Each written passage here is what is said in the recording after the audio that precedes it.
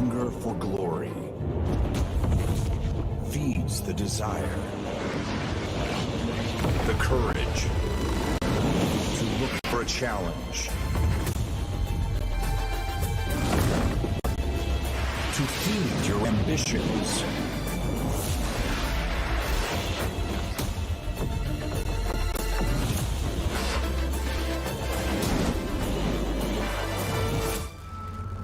To reach for greatness. To become champion of champions.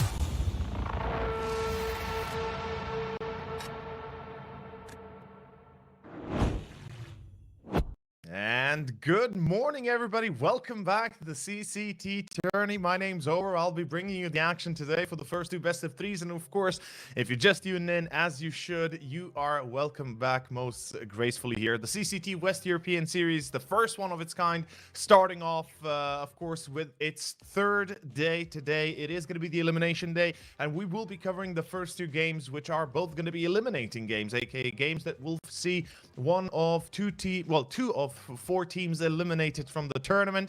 Now, we are still in the Swiss group stage, so we are not that far up the creek of playoffs yet, but soon getting there as well. Very excited to bring you the action. Hopefully, we'll have some good games on our hands, and starting off with the first one today. But before the details of that, let's overview the whole current group stage and the statistics for it, and see where we are standing, and of course the whole path of the tournament as it is. As I mentioned, this is the first event for the West European stage. So we had the open qualifiers, we had the play-ins, we had the play-in deciders. Now it is the group stage. We are in the second to last stage of the whole first series here. And slowly but surely, even that is coming to a close. Afterwards, it's going to be the playoffs. And then, of course, we have the Studio Land finals and the global finals that will be played in 2024. The details of the first series coming right ahead of you. Here we have, of course, from the 25th to 29th January, the play-ins were played. And now from February 6th, which is about 4 days ago, to February 14th, so 4 more days of action in the Swiss stage, following the playoffs. Then on the 20th of February and to February 23rd, where we will finish the first series of the whole, of course, West European let's say tourney.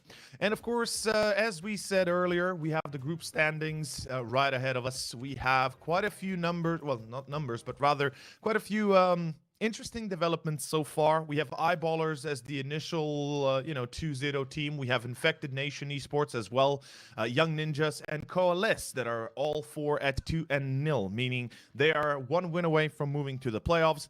Then right after them, chasing that 2-1, potentially 3-1, are BLUEJAYS, Into the Breach, Nexus Gaming, HONORIS, Mixfits, Illuminar Gaming, and Team Spirit Academy alongside Tricked Esports. Unfortunately, for some of the teams, they are not as lucky. And those are the 4 that we'll be seeing right here in the first two best of threes of the day. Los Kogutos, FTW ESPORTS, FTW, Ungentium, and Endpoint. Now, we will be starting our today's broadcast with the first series, FTW versus Ungentium, and it will be a harsh battle for both. Now, to go more into the teams themselves, we have Ungentium right ahead of us. Of course, a Polish lineup here ahead of us, and I've seen these guys, I've watched these guys play for a long time now. Mostly the biggest ones that kind of stand out to me: Sydney, Gruby, Ponchek. Those 3 I've seen the most of, but also I've seen a little bit of, I've seen both Mathy and Prism play as well, and I'm excited to see how it goes for them. I haven't had the pleasure of seeing a lot of them lately. I've kind of took an eye in that we can say Polish derby, Illuminar versus Ungentium. That was definitely exciting to see, and Ungentium didn't fall too easily, but they still fell to Illuminar. On the other side, though, we have, of course, their opponents. They will be the Portuguese team that I have also had the pleasure of casting a few of the players in the past, but they have a few new members that I haven't seen them play with, at least not as extensively. The newest one being Nope J, but then we have, of course, the Dodo, Agile, Didias, and Aros Dose. All of these guys have been around for about a year now in the main, like the core of the roster. Arosdoce, Diaz, and Agil, with Stadodo joining about half a year ago. Nobjay, as I mentioned, a month ago. VTS being the coach, of course, and I forgot to mention Ungentium's coach, Luz, of course, Lauze, not to be mistaken with Luz. In any case, this is going to be an exciting series, as I said. I believe it's going to be rather close. Both of these two teams, I think, good on their own accord. FTW perhaps not as well, let's say, refined in certain ways. But for Ungentium, we all know Coalesce, yes, while they can be good, they also have sometimes, sometimes issues at closing out maps. So that wouldn't be the first time to see it. Now, I believe the most important factor of all are the map veto, or is the map veto, and see which maps will be played. We have a ban on Overpass by Ungentium, a ban on Mirage by FTW, and we have Ancient as our first map chosen by Ungentium. No surprise there.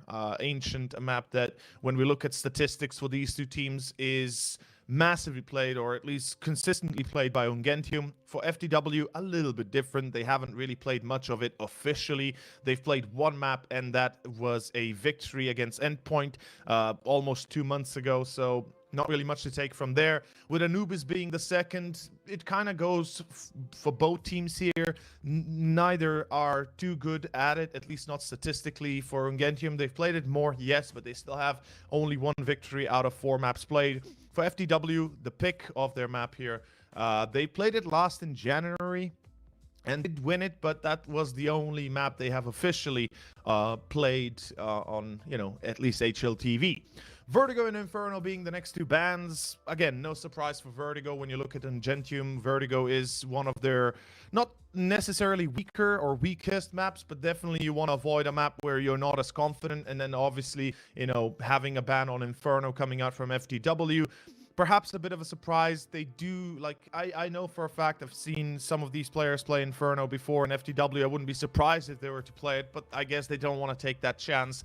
Their victory is not definitely, how to say this, guaranteed if they do go on Inferno, which leaves us to Nuke, the final map to be chosen in this best of 3 and the decider if it needs be played. Both teams playing it extensively, both teams having good results on it, and we'll see how that goes in the future, or at least when we get to it.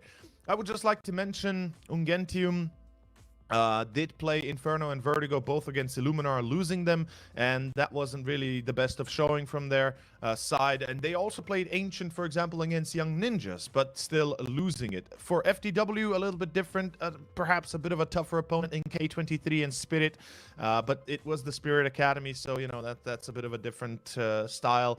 In any case, those are the 3 maps: Ancient, Anubis, and Nuke. We start with Ancient, we go on to Anubis, and then Decider Nuke if it need be played. In any case, game is ready, ladies and gentlemen. Let's jump into it and see what it brings to us.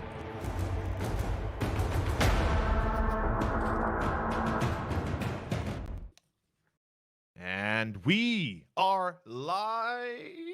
I don't know if we're live, because it seems like there's a tech pause perhaps in effect, but surely we'll be starting pretty soon, no worries there. So, Ancient, a map that has joined the ranks of the official map pool almost a year ago, if it was not a little bit longer now, and not gonna lie, it kind of did get embedded as a map that many a team do play these days, but it seems like Anubis is starting to take that preference a little bit further than Ancient ever has, so we'll see how it goes for the future. But the pistol live right here, right now. Dual Berettas for Arosdoce and Stadodo. 2 Kevlars on Agil and Didias, and of course Nobjay having that flash and USB. Agil, first contact, it's an A-rush. Let's see how good Ungentium can be. Prism with a double. Good stop by Arosdoce, but it's not enough. Already 2 players down. It's going to be a 4v3. Ungentium getting the bomb down, possibly without issue. Oh, Diaz, no! Diaz getting the shot through the smoke. A headshot. Stadodo with another, with the duel. Berettas, Grubby coming in hot with the C4 on his back, but Stadodo finishes it off. And look at that, FTW with a brilliant retake. Didn't look as solid, didn't look as convincing to start off, but they absolutely smashed their position and are able to take the W here for the first pistol with minimal losses considering everything. Well done coming out from the side of the Portuguese. Moving forward, without a bomb plant, should be an eco, but you never know. The Polish CS can usually surprise you when you least expect it, and right here, I think they'll definitely. Well, I'm excited to see what they bring out on the gun round. So yeah, happy no force buy here.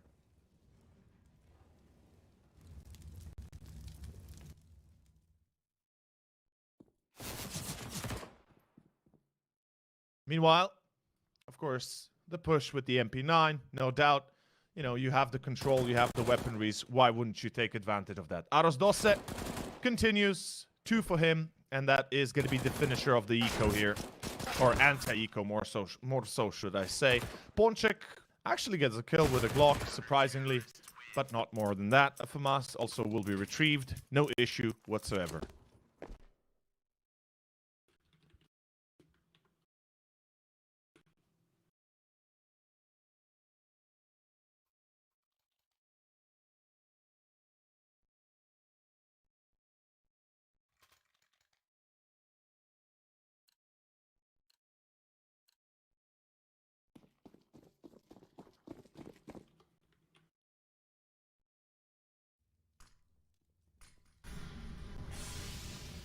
Round 3. AKs are out. Firepower ready. We will have another A attempt, it looks like. It seems like Ungentium is pretty convinced in going towards A. Agildo, that's a relatively quick and easy entry to pick up. Thing is, you know, you still gotta get those kills at the end, and it seems like they'll be getting them very easy. Okay, I'm a little bit perplexed as how easy that was. FTW, not a single man lost. They just clean up Ungentium without a single issue. Okay. This is a bit of a eyebrow raiser, but I was expecting perhaps a little bit more confidence out of Ungentium given the gun round, but I guess they won't be as lucky. Back on to pistols and Kevlar. That is relatively quickly starting off here. And it shall be round 4 to begin. Speaking of that pistol Kevlar buy, seems like B might be an option. 2 players in towards Leopard, aka Leopard. Or Cheetah, as some would say. A lot of grenades being tossed through already. Grubby tagged, as well as Ponchik and Prism. And well, speaking of Grubby, he's going to be grubbing the floor soon. Or already is.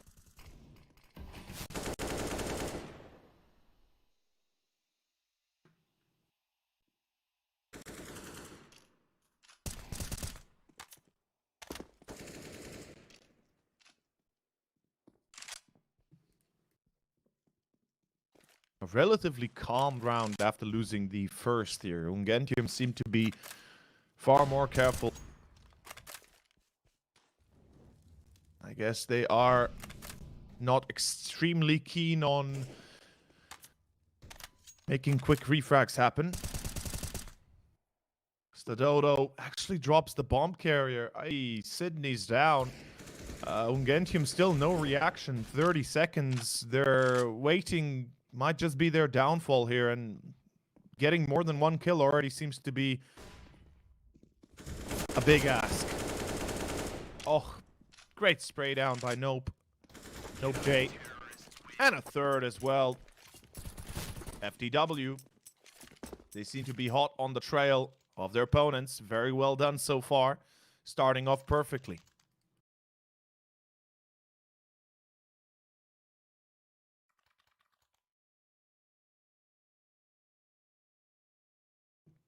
Now, before we go into the doom and gloom details, let us not forget we are talking about Ancient. We are talking about a map that still caters to the CT side a little bit. So I would say Ungentium, if they get 5 to 6 rounds, let's say 7 to be sure, they'll be in a comfortable spot, a very comfortable spot, and they won't worry about these early starts that have been a little bit peckish. But Ponchik, good frag out on Stadodo. Unfortunately for Ungentium, they lose him almost immediately after. Great refrag timing for Agil on middle. We have a bit of a split offense by FTW. Seems like Grubby might be trying to play off some control towards A, trying to bait the rotation. Agil still finds a secondary. That's Sydney. Rosdosse holding the line on A, and now the confirmation. It's a B play behind it. Matty in prison coming in hot. Up on Matty. He's gonna have to hit that shot, and desperately so. Maybe make it a collateral. Maybe make it a double. Let's see what exactly is gonna be the case, though, as he finds the Diaz. Oh, finds out of Dosse as well. The lineup for NoBJ is there, but it's a 1v1 against Agil. Agil or Agil, however you want to call it. Oh, Matthew, can he pull it? Matthew! Oh, insane Matthew. He holds on to the fork in the road. He holds on to the position with an op, and Ungentium on the back of Matthew get around. Thankfully, by his opping skills, they're able to save it all. Damn, Matthew, that was sick. That was very well played by him. Even the start being a little bit questionable and, you know, having only 2 men up against, what, 4? They're still able to pull it off. Crazy stuff coming out from the man himself. And as I said, Ungentium, they might have, you know, a few issues here and there, but they still are a strong team that you should not take lightly. Matthew, again, delivers the refrag there, but it's not enough. They're still lacking one more.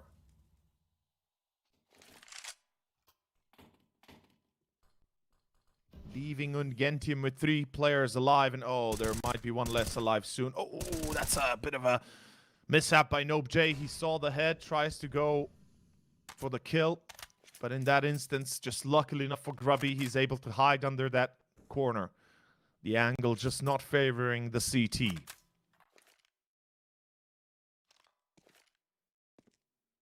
As round 6 is coming down to the last minute.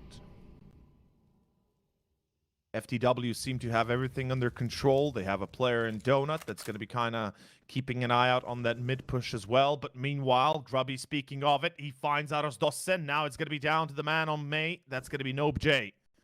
Let's see if we can nope Ungentium out of this round. It's going to be first contact for him. He does not hit the shot. Grubby, great stuff. Gets the kill. Prevention of the bomb plant cannot happen. Matthew being safe and sound on long, and I believe FTW might be forced to a save here. It's a 2-on-3 A retake, yes. And I'd say that in this case they are heavily outclassed position-wise, and you just don't take this risk. There's no reason to try and pull it off when you have no control over the current state of affairs, and that is round 2 to Ungentium. They're making it happen. Now on Matthew's back once more on the previous, and then here as well on that quick shot.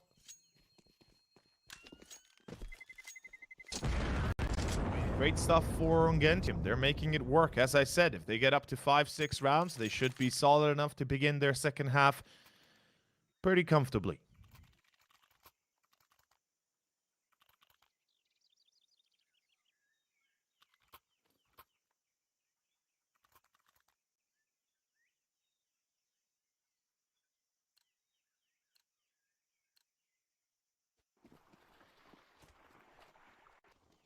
The odds, as you can see them, by our partners 1xBet. Also displaying pretty much minimal difference between the two. Anything that is about correct, give or take. Obviously, you never know how the team is feeling on the day, but statistic-wise, still an advantage for Ungentium given the map.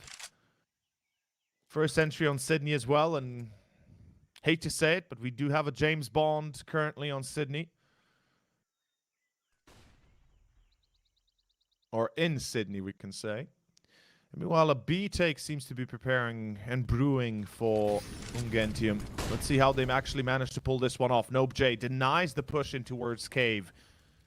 That's a great start for FTW, to be fair. Yes, they might have lost HP on Diaz and Aros Dosse, but right now, Ungentium, they have to make do with the time they have left. Still keen on going towards B, it seems like. Counter Molotov. BLUEJAYS gonna make sure nobody can cross unprotected. And oh no. Yeah, that's not gonna work. Oh, he spotted him. He spotted him! Oh, BLUEJAYS. That elbow spot was perfect. Matthew with the op shot gets Agil, but it's gonna be a 4v2. Once again, Ungentium at a big disadvantage. Matthew's gonna have to go big or grubby, as doesn't matter who. Somebody's gonna have to do the work. The leg work starting off perfectly. Grubby finding Diaz, able to be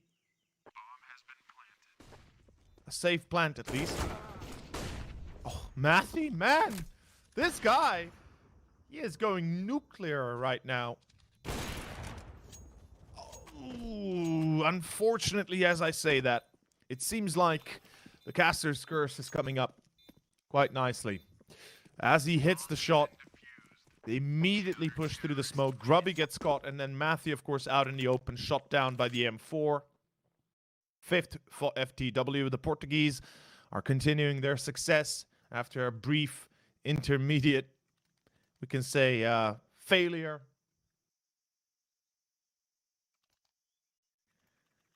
Back up to 5.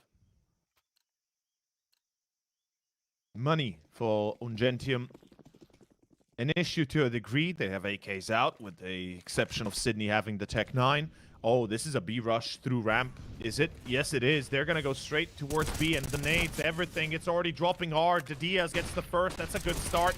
Getting the easy kills in. The Diaz, the secondary. BLUEJAYS, the secondary as well. Oh boy, Ungentium and their rush didn't work out as planned. Kind of collapses right in front of their very eyes. The Molotov first, the smoke, the nade second, and then having to go through the smoke for the tease just wasn't meant to be. Sydney not gonna stay at 0-7 for long. He gets his first kill at least, but it might be his last in the round, and indeed it is.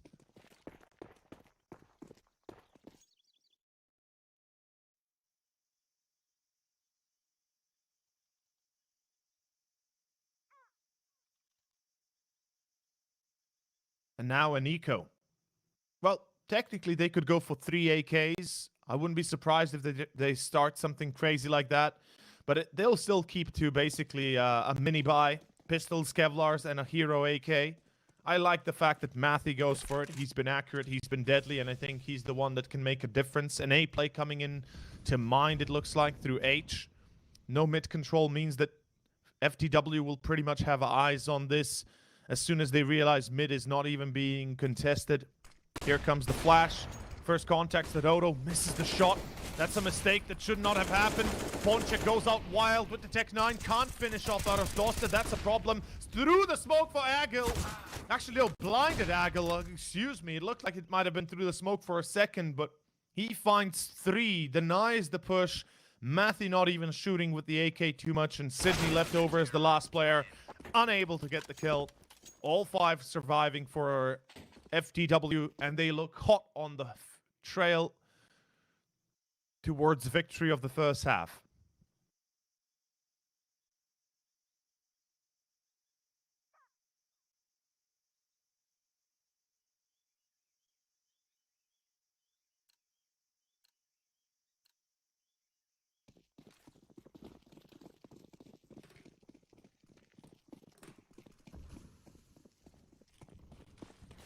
Here comes the boom, one could say. It is round 10.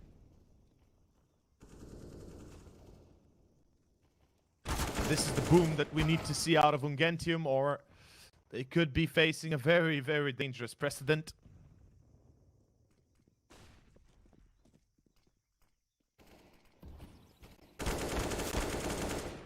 Oh, Agil. Again, accurate. 11 frags to his name. BLUEJAYS already on 10 as well. It's looking real solid here for FTW. The timing perfect. Prism getting caught whilst having a frag to his name, yes, but being caught out wide. And ooh, B is empty though. Sydney pushed up quite far. If you can take CT deep as well, that'd be perfect. Going towards stairway, going towards that square. CT long now. Seemingly FTW are aware that the T's have already possibly taken deep CT control. We can see the op scoped into that position. Whilst 2 players coming in through cave. Oh boy, Matthew's in trouble. If he doesn't get the kill, Yeah, he does not know about NopeJ. He does get the first, but he does not know about NopeJ. 1v1 Sydney to save the day. Can he do it? Yes, he can. Sydney with a double and a clutch that he pulls off. Gets Starodo first and then able to take down NopeJ, securing the round for Ungentium, the third one. And whilst having a bit of a difficult start to the map, he is a clutch man here that pulls it back for Ungentium and gives them the third. Cutting it a bit close, yet again, losing a lot of money, but they win it. That's what matters here to the T's. For the CTs, though, luckily all 5 survived the previous, so the bye is not in question. In question will be their decision how they play this gun round. Likewise important for them as it is for Ungentium. Whoever loses most likely will be privy to an eco, or not privy, but rather forced onto an eco, or some sort of a minimal buy. Oh, the DS peeking a little bit too wide. Matthew taking him out. Prism finding Stadodo. This is looking good. Ungentium might be on the verge of picking up a fourth pretty soon here.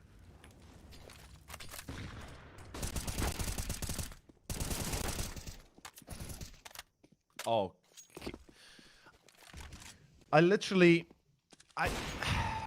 Okay, Matty can make this happen. Let's see if he can do so, actually. He's scoped into cave. He seems to be aware somebody's there. And that's NopeJ, obviously, with a double that he pulled off earlier. Arosdosse, late to the retake. He's coming in through long CT. NopeJ might be inclined to still go through cave. Grubby taking that position to hold it now, but unfortunately can't hold it for long. NopeJ coming in hot. The third is his, and oh, the smoke. That's going to be a problem. Matthew. He's ready for it. He reads it. And it's a 1v1 against Matthew and NopeJ. Let's see. NopeJ. He can't do it. Matthew. Matthew again. Bro, this guy. 4 kills once more and a 1v2 clutch he pulls off with a perfect timing on the player coming in through CT smoke.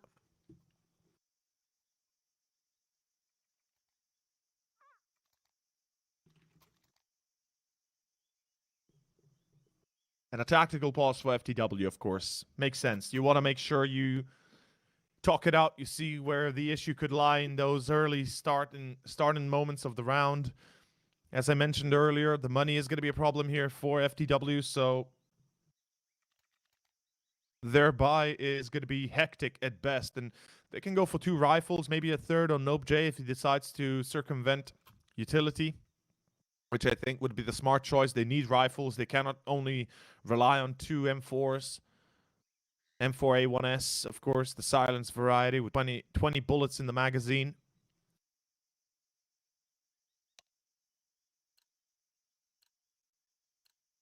I love the fact that Prism goes for a Mech 10. That's going to give him a lot more fluidity.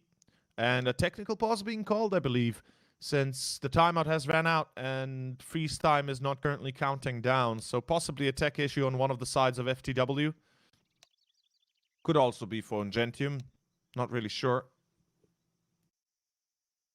And it is FTW with the tech pause.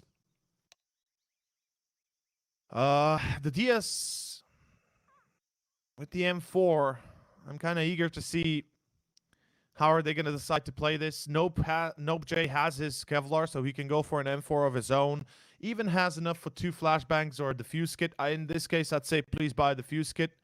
Arosdosse, enough for an M4 of his own likewise. And Agil, well, without Kevlar, he can't really go for FAMAS here. MP9 is the likely choice, with Stadodo being left with either a pistol or some sort of a, let's say, again, SMG. But yeah, we have a tech pause, unfortunately, on the side of FTW. One of the players lagged out, so we'll have to take a moment to wait him to return. Apparently his PC crashed and, you know, it happens. Not much we can do about it.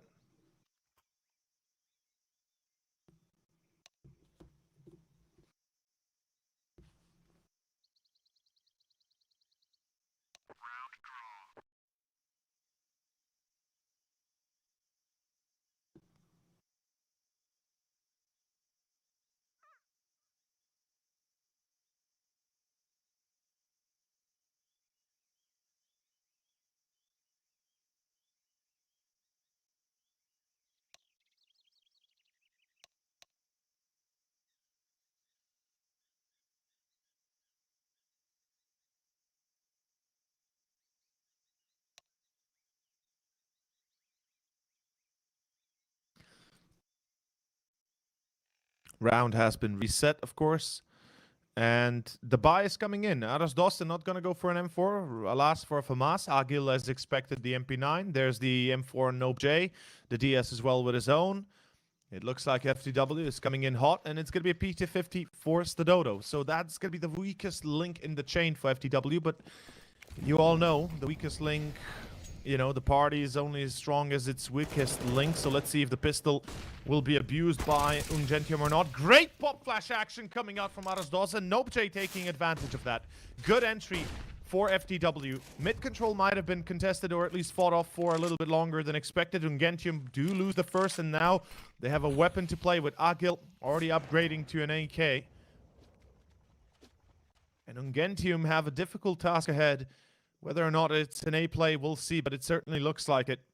Stadodo with the P250. Yeah, he's going to join the ranks of his teammate in towards Donut. Aras Dawson with the first. That's Prism down. And again, one more player lost for Ungentium.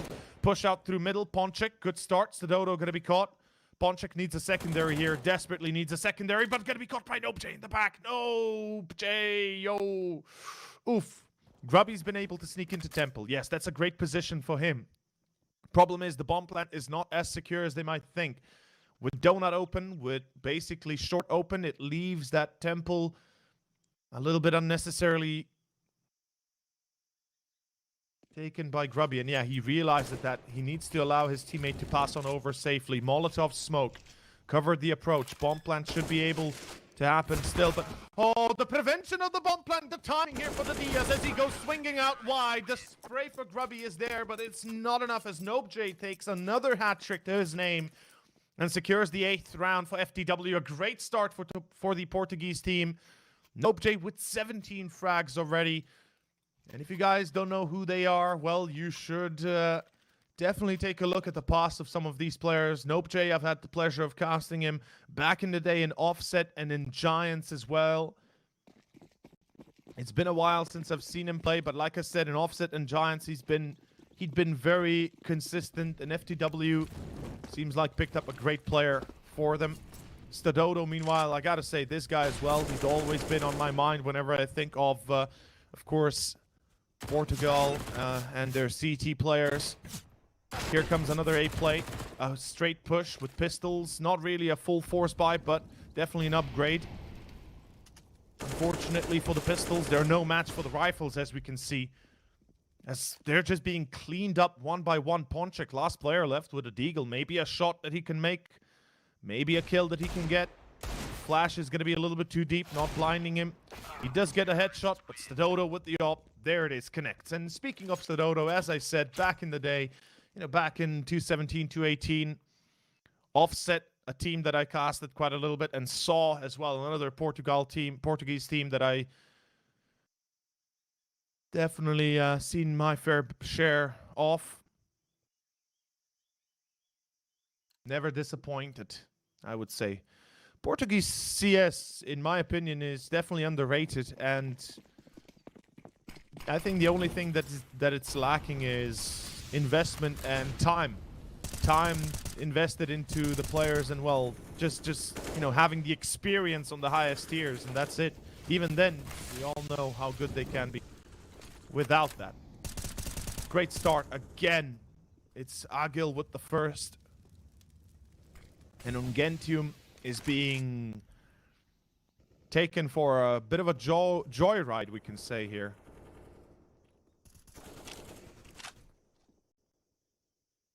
Unfortunately, they're not the ones in control, so that joyride might not be that much of a joy for them. It's just a ride, really.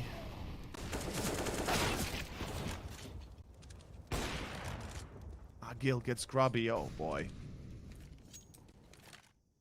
This is definitely not the best possible start you could have hoped for, and it's just come crashing down on Ungentium's heads. As I said, 5 to 6 rounds for Ungentium would be possibly enough for the second half to still be doable for them. 4, though, on the other hand, oh, it's a tough one. They're really going to have some great performances. Like, individual prowess needs to come out. Or this is potentially a quick finisher to our first one. Prism checks out the DS.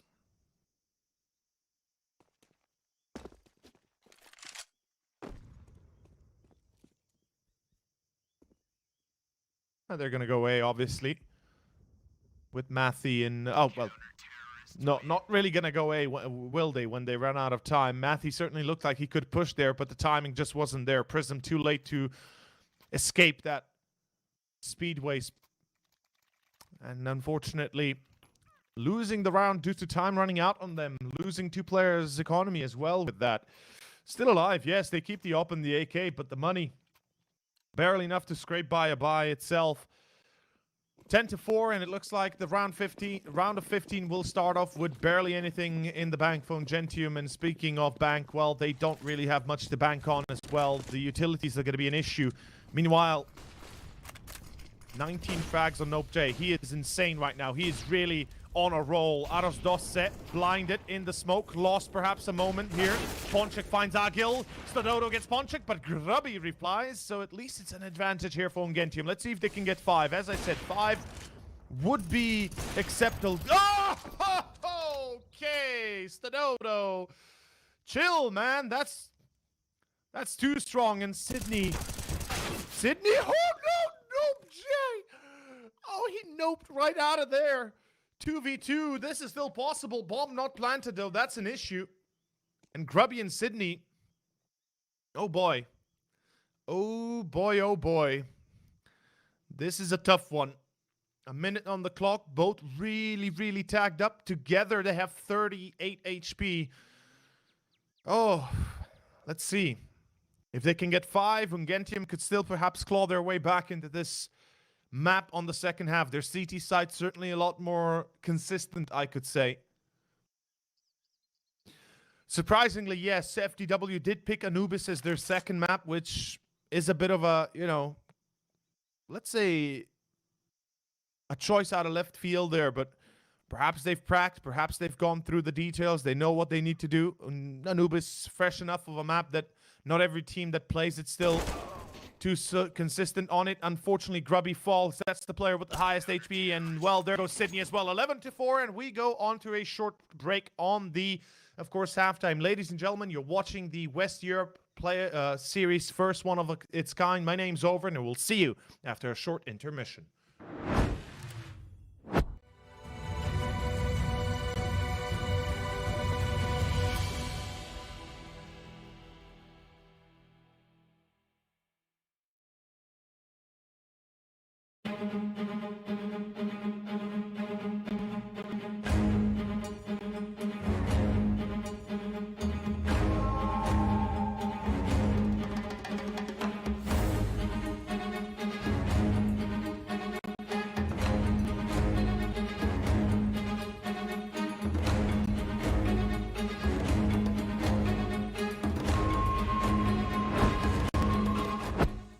And we are back.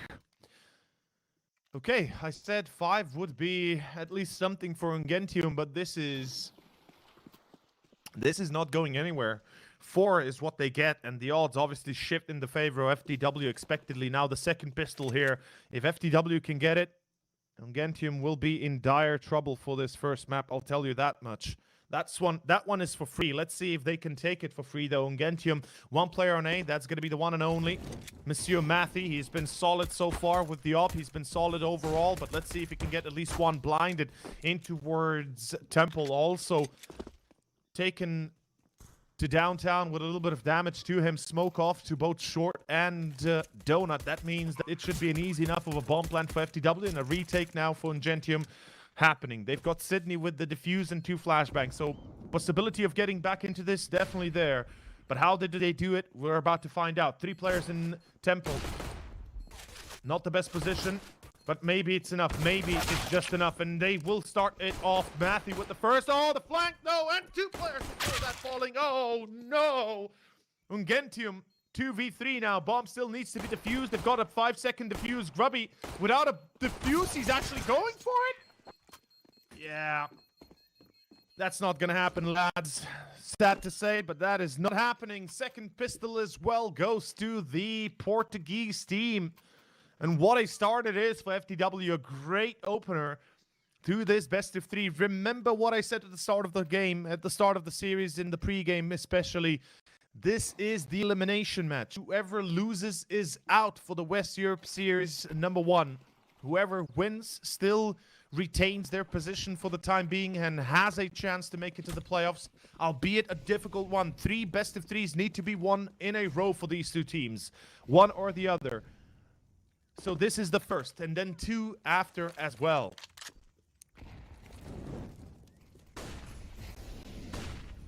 B is open, a full eco for Ungentium. They realize how deep they are. They realize in how much trouble they are. So no force buy, no attempt at, you know, throwing a wrench in the works and all. The MAC-10 going to work, getting a few kills, getting that extra money on the bank, in the bank, excuse me, perfectly. So that's an additional $1,200 with that MAC-10.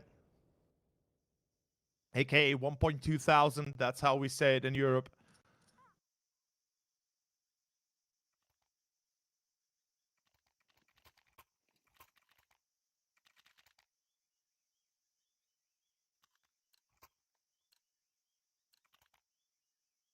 And this is the gun round that needs to be won. It's as simple as that. Either Ungentium win this gun round, or we are most likely finishing this map quite quickly.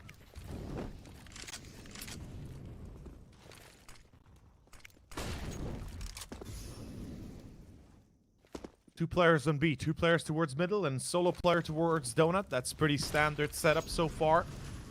And it is going to be a B play. Ponchek in the corner. Nobody going to check him out. Nobody going to molly him out. Sydney, Ponchek, and of course Matthew beforehand getting a drop. But it's not enough. Still a 2-on-3. 2 players dropping quickly. There's a chance Ungentium can win this, but they got to be quick and they got to be very accurate. And they will be getting Stadodo. That's a good start. And this should be now a victory for them. The defuse is available. With the smokes up, they should be able to have a 10-second defuse. Those... No, no, Jay. Oh, I know what he's going to do now. Bomb's going to be pressed. They draw him out. They draw out the timing. Oh, no, he's not going to get 2. Oh, God, that was a close call. If he had gotten both at the same time, that would have been devastating. Ungentium cutting it very close to the edge, but they are not off it just yet. They're not falling off just yet. FTW, a lot in store for them. Money available for 3 AKs. Could be going for a Galil on the Diaz and a MAC-10 on Stadodo. And let's see if that's the case. And let's see. Galil on Aros Dos says he prefers to go for utility likewise. And yes, the Diaz with the Galil. 16 frags, by the way, for Stadodo. 21 frags for NoFJ. And 16 for Agil and Aros Dos as well. It's insane how good right now FTW are for the win. Let's see if they can take the win, though. This is an A play, and they are not doing too well. Grubby with a triple holds the line. And a clean round for Ungentium. Set to take this one back in their hands. Their map pick. Their battlefield. Like I said, do not underestimate Ungentium. They might have gotten a very poor half in on the first, but the CT side is definitely preferable for them. Definitely better for them. Ungentium, unfortunately, their buy didn't work, so now an eco ensues. This should be simple enough to clean up. But nothing's really simple, is it? No round is ever simple. No matter how much you wish it to be. Oh, Prism. That is a prison for the T's as he sends them backing. Beautifully done. Good spray down and well. Only 6 more rounds remaining and we'll have a tie on our hands, and it's taking it to downtown here. Let's see. FTW. AK's back in play. No op for Stadodo.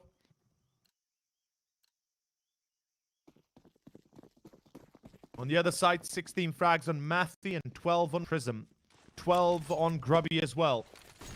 It's only Sydney and Ponchik that are lagging behind a little bit, but they'll have their opportunities, I believe, soon enough. Sydney, the first one here. Yes, he will take it. Burning down Aros Dosse is Grubby. Second for Grubby as well. Okay.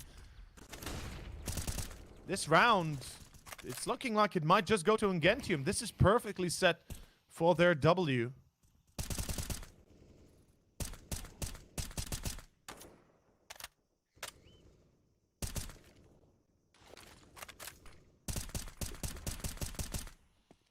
Now we have Sydney playing the smoke a little bit.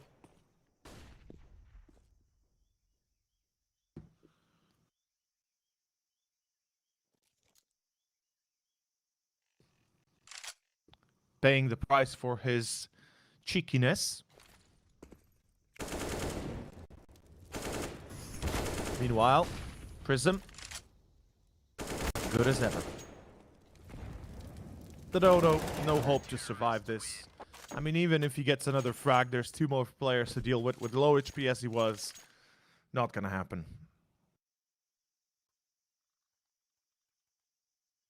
Well, this is where the question comes to mind, right? Is Ungentium's CT side good enough to beat FTW completely here and turn this on its head? FTW, after a very good first half, 11-4, winning the pistol in the second round as well in the second, putting themselves up to 13, now facing the music of the weapons of the CTs, and the music seems to be very, very hard to listen to, but alas, unable to block it out. They're starting to get a little bit of bleed damage, and let's see if that continues. The wound not closing. 5 rounds to go. Ungentium getting closer and closer, inching to that time. B execution. We've got smokes, flashbangs, mollies flying in, Tech 9s and Kevlars. A lot of weaponry available given the circumstance here for FTW. This time round, though, FTW will lose the first. Matty through the smoke.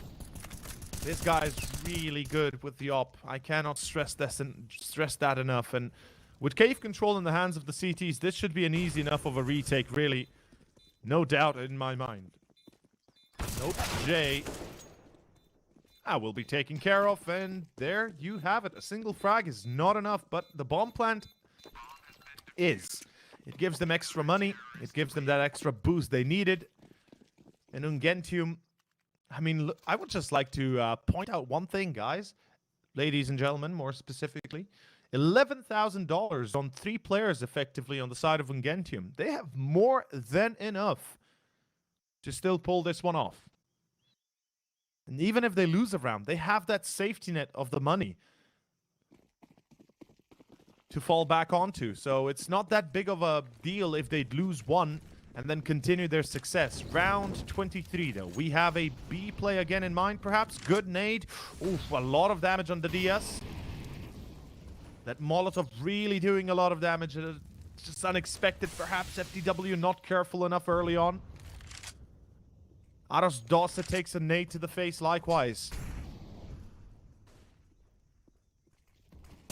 2 players on middle. Mid control in Ungentium's hands. And when we're talking about Ancient, we are definitely talking about speedway control and mid control. And right now, I feel like FTW is not pushing hard enough to get that mid control, simply put.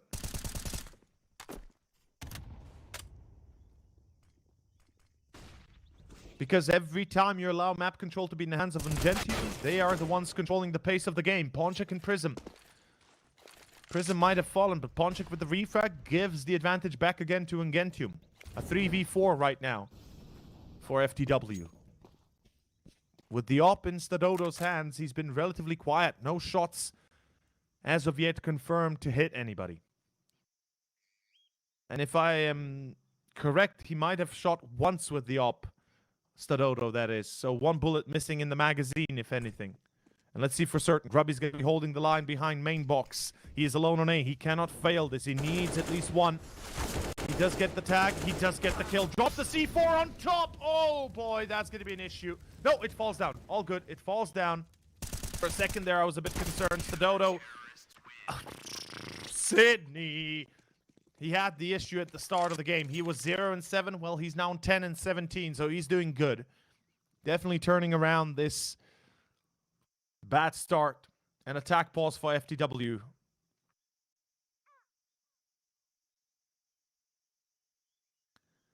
their first stack pause, I guess. Should be their second, though. If I remember correctly, they already took one in the first half. Could have been a Ungentium, though. I'm not 100% sure, but either way, 30 seconds here to discuss their current position. They have enough for AKs, but they need to discuss whether or not they go for it. I mean, Stadodo has to go in with a Galil if they decide to buy. But this would be a risky endeavor because this would close the gap down to, what, 1 or 2 rounds remaining for Ungentium to tie it up.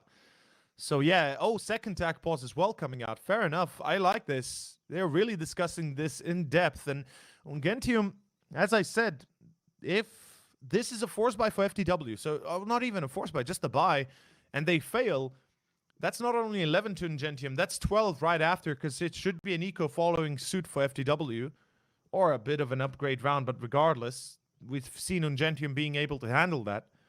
So they're going to be down to a single round difference, and let's see for certain what the case will be. 2 timeouts coming out to be a... I mean, I would advise an eco, honestly. Get the op in Stadodo's hands if he's feeling it, and make sure you use that as much as you can. Avoid throwing away rounds that, you know, you're kind of putting a lot in. And, I mean, they're still going to go for a buy. Fair enough. Tech 9 on, Mech 10 on Stadodo. Galil on Dignitas for the utility. The 3 AKs on the rest. And I can see why they chose this. But the problem is money for Ungentium is not an issue. So even if FTW win but lose the majority of their players, they're going to be at a disadvantage regardless. But I guess they're banking on not losing anymore, are they? Oh boy, Sydney through the smoke, the nade, and the shot through. Sees another player here, does damage to the Diaz. This is getting out of hand. FTW, they are in dire trouble, that is for certain. And as Sydney, if he pops up, okay, doesn't pop up to get a kill, but does at least pertain, or retain, excuse me, mid control. A B push behind it. Can it happen? Can it be successful? We're about to find out. Ladies and gents, this is round 24. This is a bit of a big moment here for FTW. They need this round. Matthew going to be taken out of... Okay, that's a good one. Out of commission. But Ponchik holding the line from that gap. Ponchik with a second. Stadodo coming in, flying with the Mech 10. Stadodo finds a secondary as well through the smoke. No, Sydney retains his position as well. Not going through and through. A 2-on-2. Let's see how they can pull this one off. AK and a Galil. No utility. Now M4 upgraded from that Galil. And Grubby and Sydney coming in for the retake. They both have the fuse kits, but no more smokes. And Sydney's wary of that smoke in CT gap. A Gil? Oh, does he peek? No, he does not. Sydney timing here is just not on his side. Oh, Sydney doesn't check the gap. Agil might have successfully taken the round to his own name. Yes, he did, as well as Stadodo. Beautifully played. Hat trick for Stadodo. And that is the 14th for FTW. Ungentium, as I said, money is not an issue. For FTW, it's a bit of a different beast. Losing 3 players, yet the bomb plant helps out immensely. Still, it gives them a bit of a shaky floor to stand on here. Remember, they lose this and they're forced onto an eco. That means, you know, quickly Ungentium can close the gap, but at least they've gotten 1 victory. That is what matters here. The 3rd round victory on their T side. Let's see if they can get more together. Or a 3rd victory on this second half, we could say. Oh, Grubby. Oh, Grubby. That's a bit too aggressive. Agil! Not only 1, but 2. And that's A side wide open for the taking. Ungentium might have just been absolutely duped into getting beaten here on the second half. Oh, my lord. That is unexpected, but welcome for FTW, of course.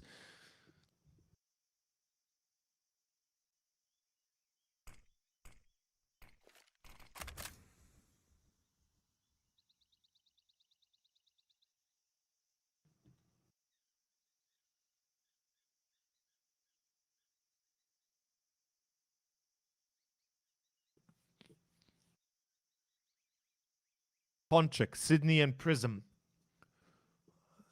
They seem to be putting all their efforts into holding B, and I kind of get that, and that's definitely the right choice. Sydney finds the DS on middle, and this will push FTW to go on towards B itself, but if they lose more than 1 or 2 players, it could be an issue. With Sydney coming in behind, that's definitely possible, but unfortunately for Ponchak, he only gets the 1. That's not enough. Sydney 1v3. This is it, Sydney.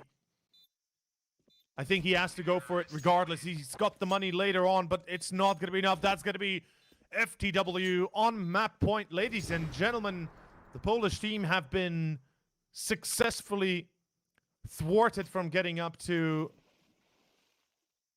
a tie. After it looked quite concerning for FTW, all of a sudden Ungentium now back on their last leg. 5 in a row is what they need. Can they get it? We're about to find out as round 26 begins. FTW towards A. Oh boy, and Ungentium, they have nobody there. So FTW, if they just go on, all they have to do is recognize there's nobody on A. Of course they're worried about an op, that's a fact, but at one point you gotta try it out. No speedway control, no middle control. We talked about this. Without those 2 portions of the map, excuse me, you are kind of blind as to what exactly is happening on the map, so you can't really risk it. What the hell? What is this push through the smokehouse does? You're literally going into this with a single flash, and there's 2 players holding you. Easy kill for Grubby. But look, A side has been lost, as I said. With Donut, Ungentium, what is happening? Why are you relinquishing A that easily? I mean, yes, retake is an option, but it's gonna be hard. It's gonna be real hard. I mean, Ungentium is not even in a position to try and go for the retake yet. Agil finds Grubby. That's what I'm talking about. What is this madness? What is this absolute madness we're seeing? Matthew? Oh, oh, the timing here. Stadodo's like, yeah, screw that spot. I'm getting the hell out of the dodge. 1 smoke, 1 molly. That's what Ungentium have. They got to smoke off Donut or Long, but either way, whatever they do, they got to do it quick. Sydney gets caught on middle. It leaves 3 players of the CTs ready to go for this retake. Matthew finds the DS. Prism finds Agil. Oh, he finds WJ as well. And this could be worthwhile for Ungentium. No bloody way they do it, but they do. And that is no time still. Oh, they're too late. Oh my god, I didn't even notice it. Ungentium, no. What the hell, Ungentium?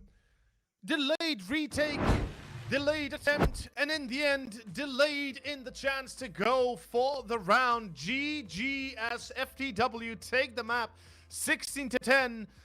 A was free. They got onto it, they bomb planted, and by the time the bomb was down, the CTs were still in a position to even, they were still getting into position to go for the retake, rather to be there already ready for the jump.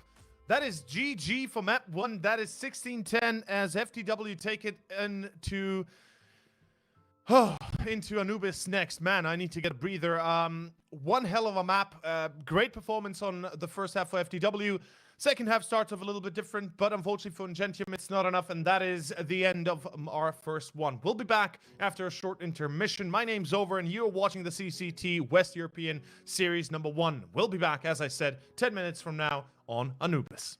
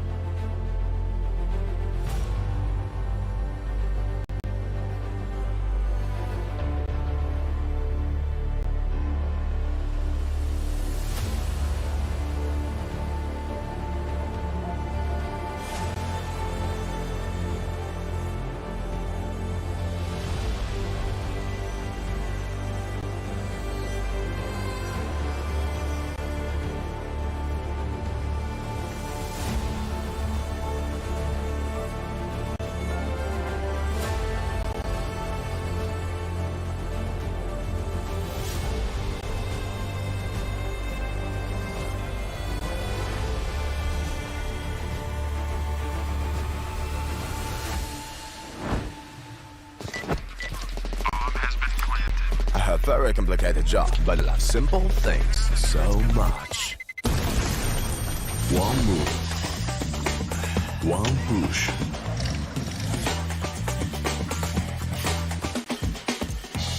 One touch.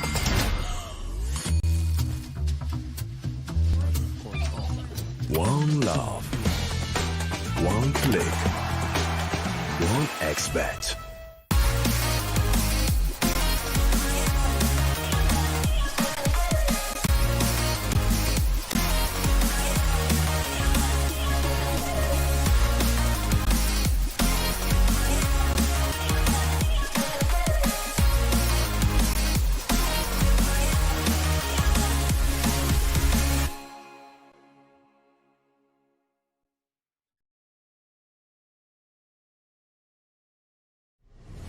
Win up to $1 million with your CSGO esports predictions. Simply guess the kill scores of the 10 players in a CSGO match. The more you guess correctly, the bigger the prize.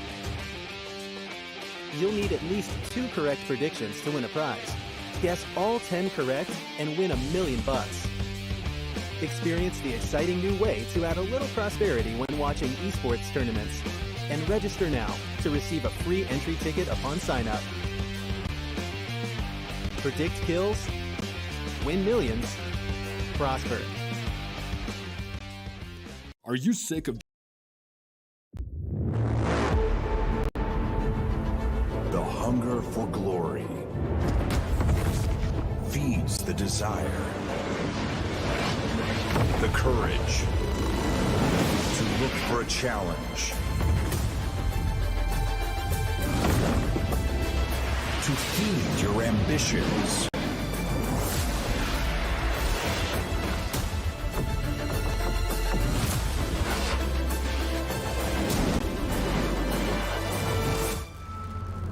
To reach for greatness. To become the champion of champions.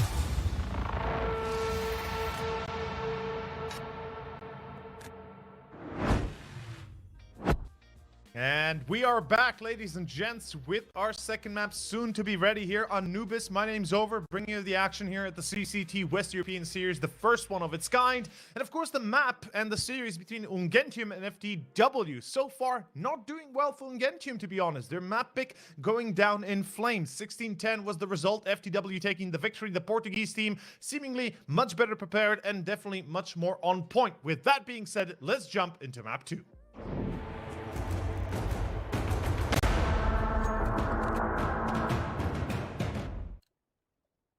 And here we are. Map 2 is live, gents, and it is going to be Anubis the choice this time of FTW.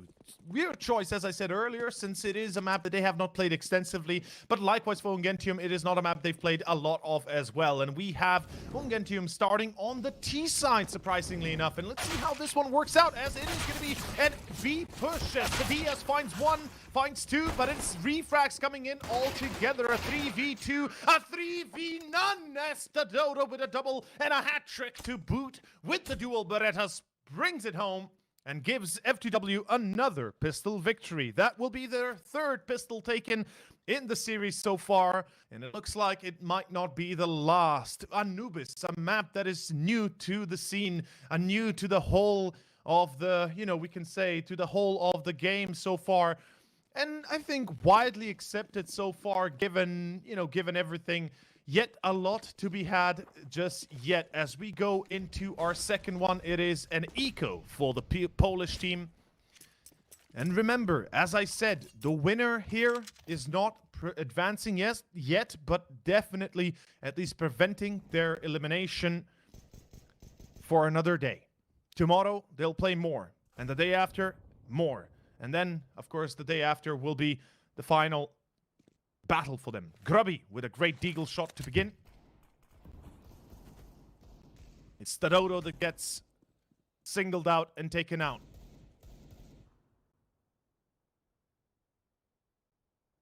Another B push, it looks like.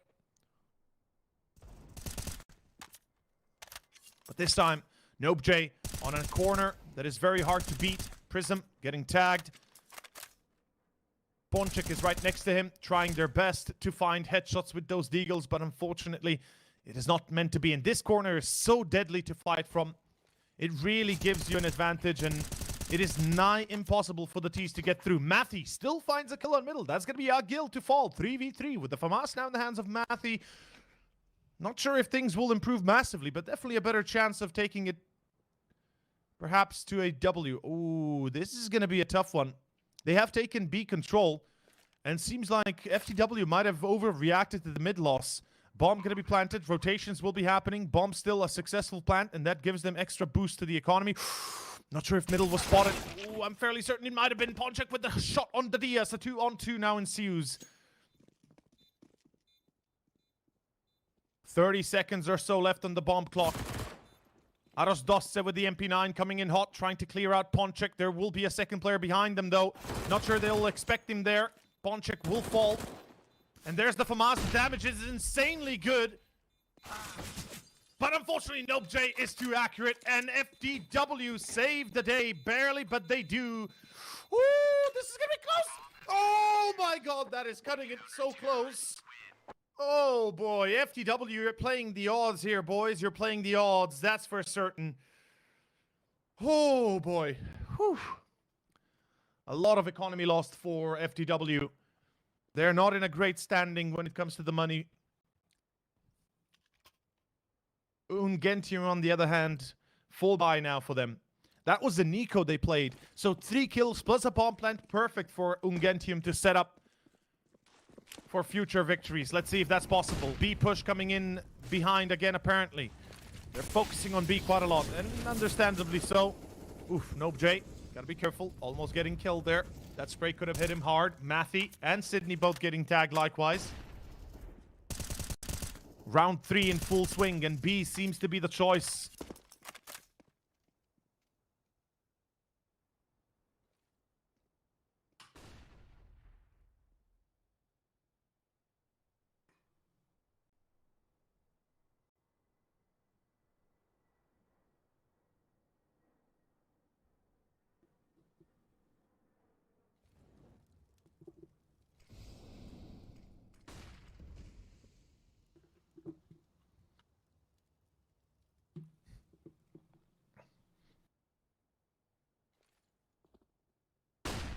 Oh, I like this. I like this aggression from FTW.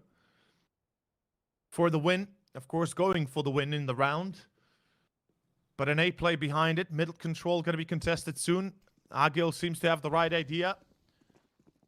Oh, he missed both. Agil in trouble. Oh, no, Sydney. No, Sydney, no. Oh, that is going to leave a mark. It's a 4v3 on Ungentium. They had ample opportunity. They had ample positional advantage. But Sydney missing that shot. The Diaz and Aros Dosse cleaning it up. Oh, no, Sydney. That's going to come back to haunt him. I tell you that much. If we see a replay of that, we better not. Because that's a heartbreaking mistake there. Or at least miss.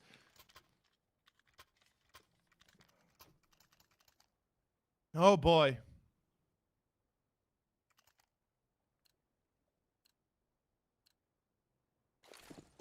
Back to Deagles we go. They did a lot of damage the previous. Unfortunately, not winning the round means FTW are able to keep on buying. Oh, Matthew, that's deadly. Good shot. But as I said, the thing is... Oh, Grubby. Grubby, wait a second. Grubby might have a plan. 3v3. Again, damage dealt. I mean, Ungentium, they're doing the damage. They're definitely proving to be a tough opponent to crack even on ecos effectively, or these Deagle buys. But alas,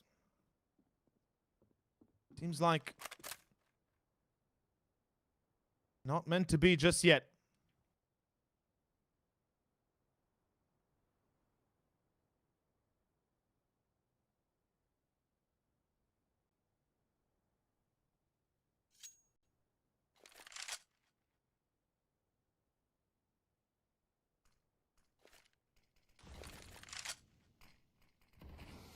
They know where Aros Dosse is, at least they should, in that heaven spot.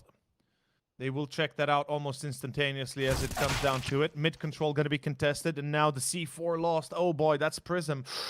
Ooh, that's a tough one. That means they first have to get the C4 and then get back into the round, but this is going to be nigh impossible if you ask me. 25 seconds to go. Grubby's going to have to make a decision. He's making sound, he's making noise, he is going for it, but he's late. And now, of course, Ponchek, no other choice but to run. 4 kills for the man. That's insane. Excuse me, not 4. Excuse me, 4 HP, not 4 kills. 4 HP with 1 kill. But still, the Polish team, I mean, they do damage. They do a lot of damage, yes, but it is not enough. 4-0, FTW off to a brilliant beginning. And that is going to be round 5. Now with a gun round again for Ungentium. They better have a good plan on their hands, otherwise they could be in dire trouble regardless. Ladies and gentlemen, I hope you're all aware, but this is the elimination match. This is the end of the line for one of these two teams. One we will see today be eliminated and be done with the West European Series for the time being, for the first one of its kind at least. And no shot yet through the smoke. He must not have seen him. Prism actually gets the shot on Stadodo. There's a gap in the smoke. Up out on Matthew as well. Agil wins the duel against Sydney on middle. He's stacked, but he's alive. Flash on over to the side. NoBJ taking his signature position. This is a deadly spot that you can really do a lot of damage from, but they see him. There's a bit of a curve to that pillar, so they can see his legs. Good nade as well. Prism finds him. This should be a round W for Ungentium. At this point, FTW considering a save. Almost no position to work from, and they're well aware of that. Their money also in shambles. The loss of the players in the previous had been devastating, and that will bring them to a save, actually. Bomb planted, and Ungentium securing their first. Maybe even with 4 survivors.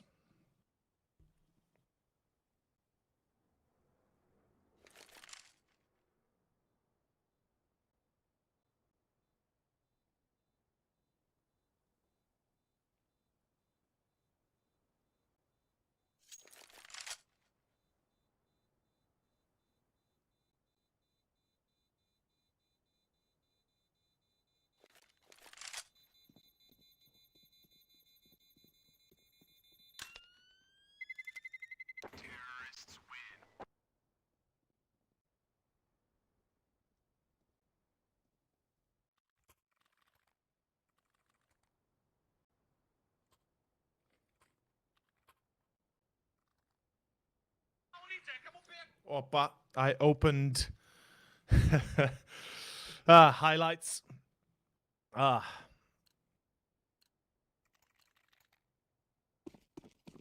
So, round 6. As I said, confirmed for Ungentium, at least for one. Let's hope they can continue the success they had previously.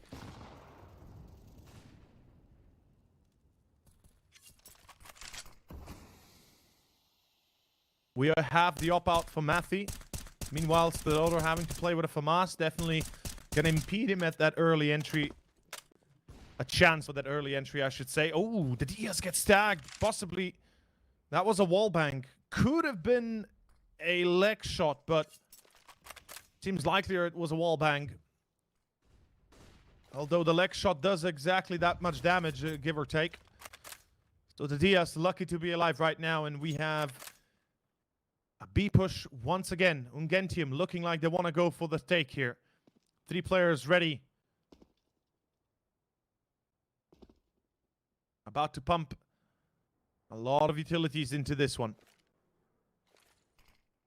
50 seconds. Smoke up. 17 seconds smoke means that Ungentium have to wait a little while longer. Mid control still in the hands of the CT, so Ungentium do not have any sort of massive positional advantage. Ooh, this is a nice fake they could pull on A, though. They could draw the attention. They could draw the rotation. If that happens, FTW could be in trouble. Here comes the smoke into heaven. Where's the rotation? It's happening right now, but there's an immediate molly. No! An immediate molly into B will keep the players on B itself. They do lose the Dodo, but it's a 4-on-4. And here comes the attempt towards the B site. Now confirming this is B, possibly. Oh, Grubby goes out too wide. The smoke doesn't really stop anybody. Prism being spotted as well. Here comes Matthew through middle. Maybe that's enough. Maybe a 3-on-3 could be doable. Bomb plant not prevented. Prism behind the pillar. But time has ran out. Unfortunately, time has ran out. Ungentium once again. I was so focused on them. You know, I was sure they would be able to get the bomb down.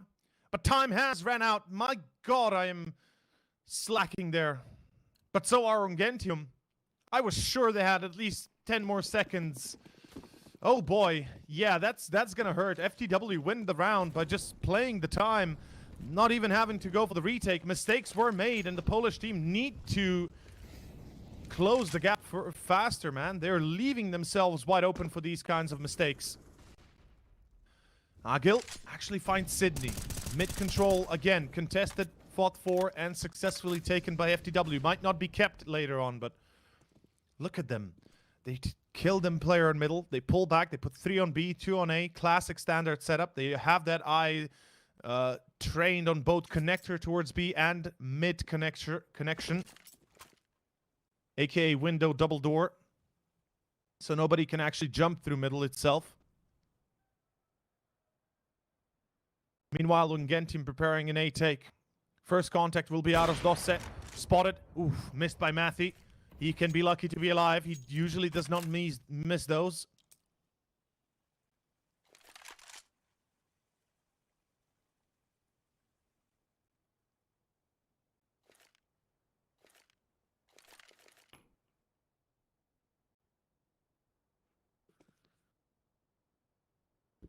And FTW not sure whether or not it is A, but soon enough they'll have their confirmation. Flying in with the utilities will be the rest of the team of Ungentium. Here comes the flash, here come the mollies, here comes the push, and they will burn Agil. They will get out of Dosse. That is it. A 3-on-3 though. Look, it's Prism. Wait a second. The retake could still succeed, but their timing has to be impeccable. Matthew watching the back.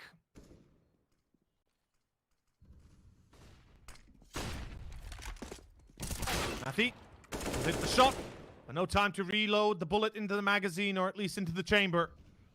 2-on-2, Grubby and Ponchik. They need to make their mark, and they do. They both win their duels, and that is going to be the second round to Ungentium. Oh, yeah. Cutting it a little bit close, really. But they succeed. FTW. Money. Pretty much gone. So they have to go for an eco, no doubt there.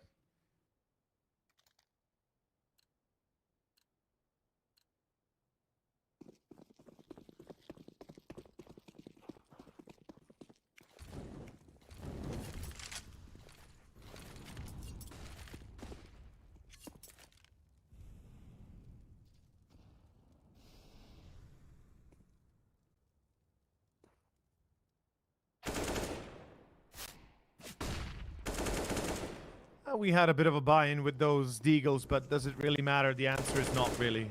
They're not hitting their mark. Agil could get another. I mean, any kill they can get is great.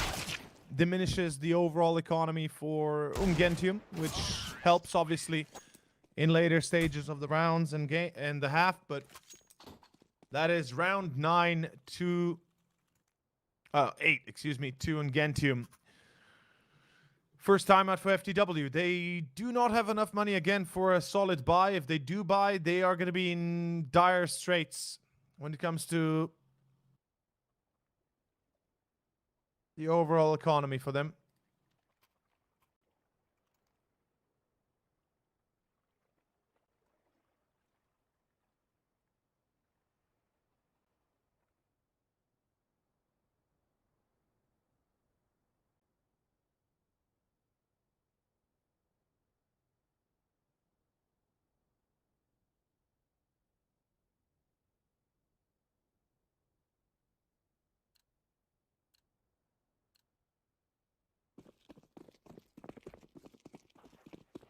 We've got Kevlar's 5.7s, P250. Generally speaking, a relatively decent buy given the circumstance, but okay, that's a little bit better. This is getting a little bit out of hand. It is definitely going to be a problem here for Ungentium if they don't close the gap and actually get a few more kills on their back before getting the bomb down. Aros Dosse being kept here on A, and he's going to hear them come in. So if he plays his cards right, he could do some serious damage. But luckily, Ponchik checks that corner out. It's an immediate check that you do when you get into sight. Of course, that fountain spot is really difficult to clear without a utility, or Molotov in that case, but in the end of the day, Agil surviving with an AK is also acceptable for FTW. This is round 4 to Ungentium, and remember, map 1, Ancient, the choice of Ungentium, ended 11-4 on the half in favor of FTW. And after winning both the first pistol and the second round in that case, they were able to get up to 13-4 until ultimately, Ungentium was able to get up to 10 rounds. Unfortunately, that was their max.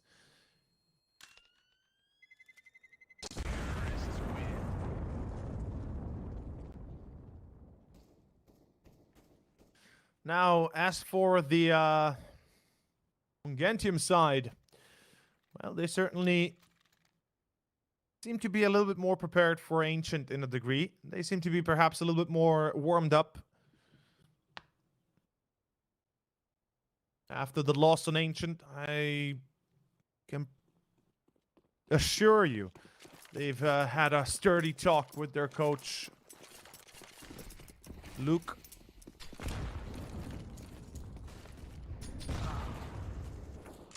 Ooh, grubby. Good nade on Agil. Good start again. Or lose, excuse me, Coach Lose. I called him Luke accidentally. Oh, Arosdosse getting the first, actually escaping alive. That's perfect. Matty, does he go through the smoke? He tries. NopeJ burning. NopeJ gonna die. But he just finds Sydney. Drops the C4. Ponchek finds Arosdosse. 2v3. And Dignitas. Oh, he hears Matthias running away. The Dodo coming right behind. The Molotov preventing them from passing it over safely.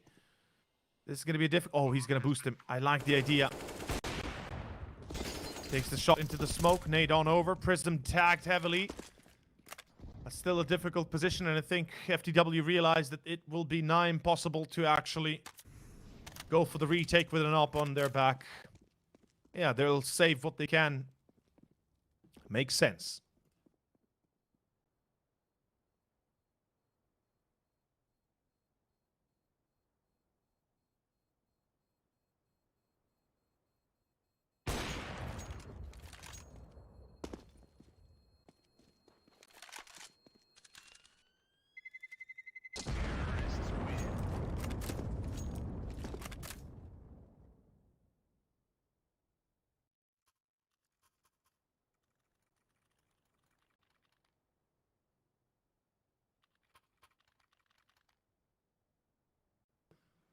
Now with the save 2 weapons, they can reinvest.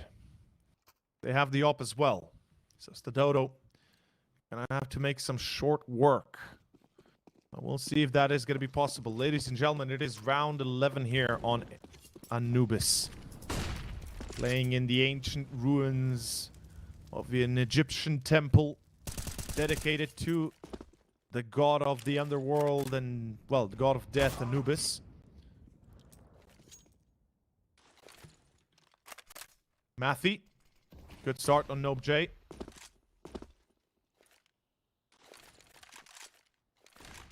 To be fair, I'm not sure if Anubis was a god of death, but he is definitely the god of the underworld, aka where he basically helps souls that have died move on to the underworld and such and such. 3v3. Ooh, Arosdosse. Arosdosse goes for the spray, but doesn't kill Ponchek. Good retry by Ponchek, though, as he returns the favor. 50 seconds. Bomb still back in T-base. Oh, the Diaz. He doesn't pursue it, because he could easily have found a frag here. And we can see Ponchek is on the hunt. They are kind of aware where their opponents might be, could be, and will be. Oh, the Diaz is dead. Surely. Surely he is. Yes, it is. This Sydney. Okay. From the land down up, or from the land up to down, we can say he hit him from that bridge on middle, though. Yeah, you know.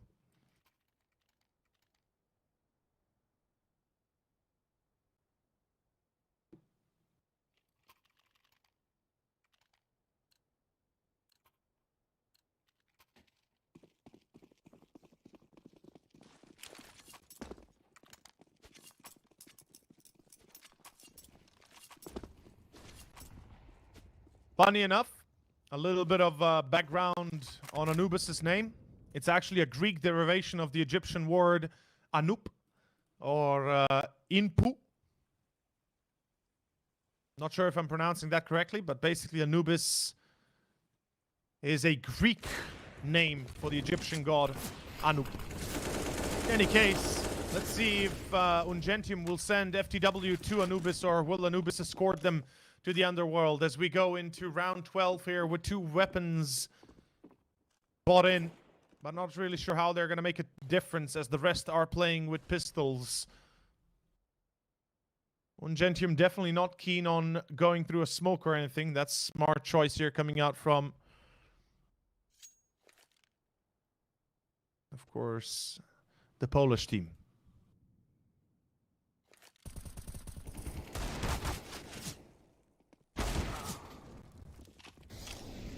Here comes the push. A site pretty much already taken. Down 1, last player to defend. That's Stadodo. Ooh, Stadodo gets 2. Okay. Unfortunately, the Diaz gets caught immediately after. BLUEJAYS, not sure if he's going to stick to it here. And no, he's not. There it is. Matthew finds the final frag, and that is going to be 7-5.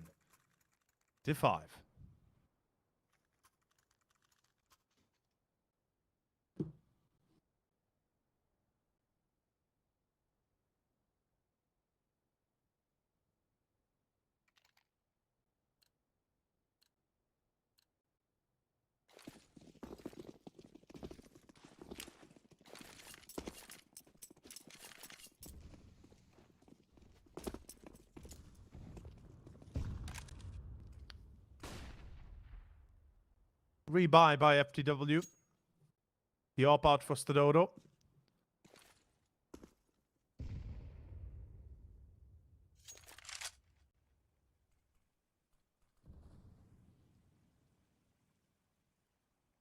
FTW, if they're able to secure, let's say, 6 rounds on the CT, I have faith that their T side will do a lot better.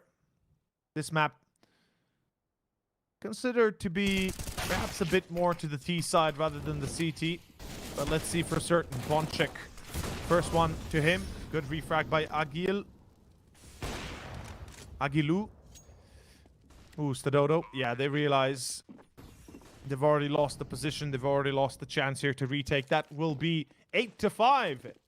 Ungentium doing a great job at handling these early entries and handling the defense of FTW. And after 5 rounds for FTW, it seems like it's all come crashing down.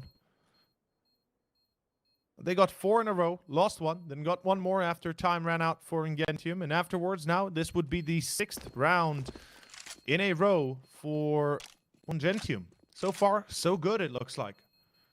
Actually, this would be the 7th. Excuse me. This would be the 7th round in a row. Yeah, there we go. My maths check out.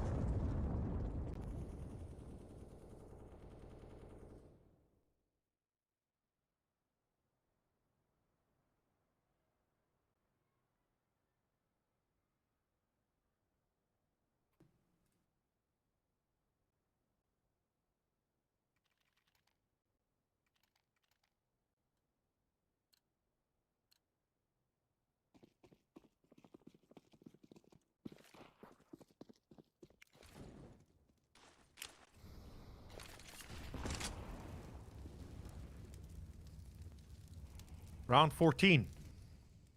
Last chances here for FTW to find any success at this first half now. They're running out of time. Surely running out of options. Money is an issue as well. They lose this, they most likely will have to make do with MP9s and pistols. At least for the majority of them. Loss bonus is helpful, but it's not that great. Even at maximum, 2 players will have to resort to most likely FAMASs or MP9s. Boss. Bit of lag here. But it seems like we're back immediately. No issues.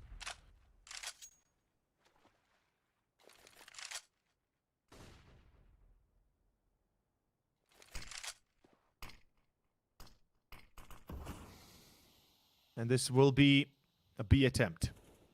I like what I'm seeing. The DS, though. The DS, he's holding the line. The DS, and now going to be NopeJ holding it as well.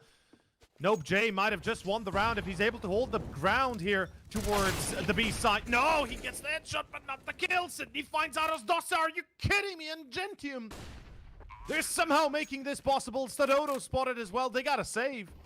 Unless Agjilu can do some crazy damage here. This round is pretty much as good as gone. And look at the flank Prism coming out of the blue. Coming out of the woodworks. That is 9-5. Almost confirmed here. FTW unsuccessful in picking up at least one more, but 5. Let's see if it's enough. Let's see for certain. The op will be saved, so Agjilu, he can drop that to Stadodo. He can drop an M4 to NopeJ. Stadodo, that is. And they'll have enough for a rifle buy. Yep. Perfect. Let's see if FTW can make this happen. 6-9 might not be optimal, but it's better than nothing. And remember, currently we consider Anubis to be a bit more T-sided. Definitely a lot more room to be taken by the T's than anything else. Ooh. Yeah, you guys didn't see that, right? You shouldn't have seen that.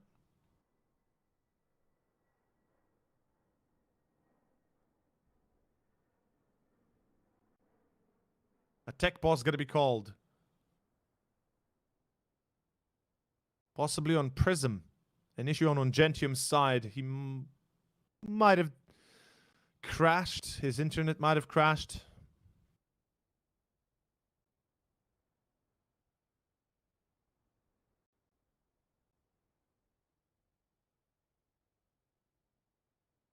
In total, 8 rounds in a row for Ungentium. That is pretty slick, gotta say. That is unexpected, but we'll see if perhaps FTW are able to turn it back on its head on the second half. And yeah, we just got the confirmation. Prism has some issues. Possibly internet issues, so we'll see him most likely fix that within the next few moments. Since he's still on the server means most likely audio issues or something.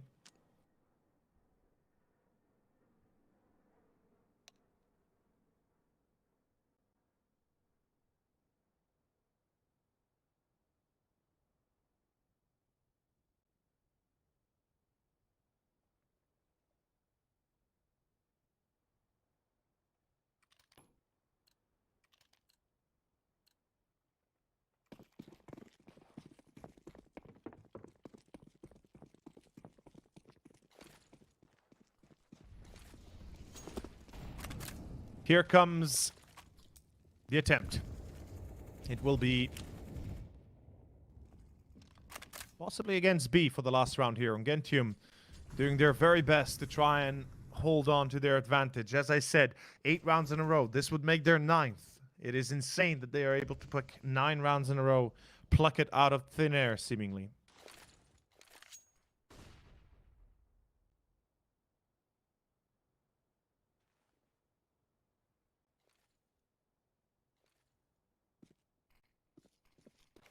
Two players in con, one player on backside B.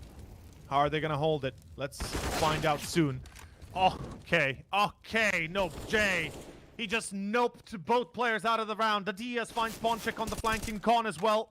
And the DS and NopeJ still holding the line. NopeJ with the hat trick, and there you have it. That will be round 6 to FTW, no doubt anymore.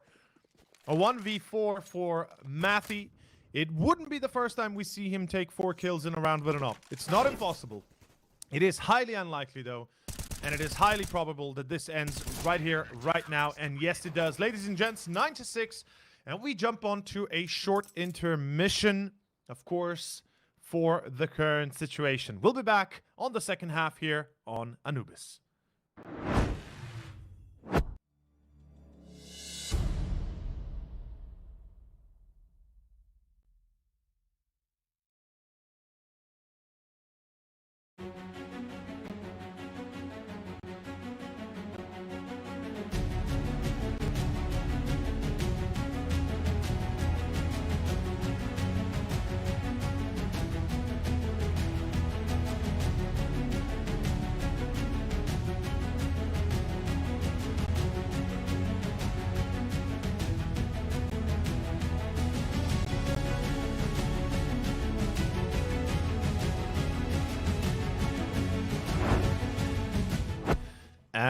we are back. Round 16, second half. Ladies and gents, we are ready to see this second half go full swing. Let's see who takes it. Ungentium. After taking 8 rounds in a row, they lose the final one, but it is not over yet. 6-9 means FTW on a pistol could still swing this one back. They need only 3 easy rounds to pick up. The pistol could be one of them. T-side definitely favoring the bold, and we're about to find out a B execution. FTW leave a player in con. They leave NopeJ on long B as well. So they have those backsides covered. And now the retake for Ungentium is on. They have no diffuse kit available as far as I can tell. And Matthew already taken out of commission. The flank going to be denied. Grubby spotted. 4 players coming in from CT. This is difficult for Ungentium, but they've got the manpower to try and push through, but they gotta go. Damage is being dished out big time. Sydney and Grubby, great headshots. Grubby with one more. Is it enough? Yes, it is. Grubby with an additional one, but NopeJ just noped the hell out of Prism. And there is no time, regardless of how Grubby plays this, as it is FTW. Not only do they win the round, but they take the 4th pistol in this series so far. So they've won all pistol rounds. Ungentium, if they had perhaps won at least one of the pistols, we could have seen perhaps, not necessarily, but perhaps a different outcome on both map 1 and now potentially on map 2. Regardless, 9-7. Ungentium onto a force buy, full investment. Interesting choice that they go for an M4 and pistols. Hefty investment. Really a lot of money put on the line. 3 Mech 10s on FTW though, and a Galil and an AK. And an A push by the looks of it. Let's see how it goes. Good hold by Sydney. He finds one. Ponchik the second, but it's not enough. 3-on-3 still ensues. And this should be easy to handle for FTW. They have the advantage. 1 M4 could be an issue. Cannot forget that. 1 M4 could make the difference. Although, Matthew getting caught this early means only one thing. You gotta save the M4. There's no point in trying this. Save the Kevlar and the M4. You've got an eco next.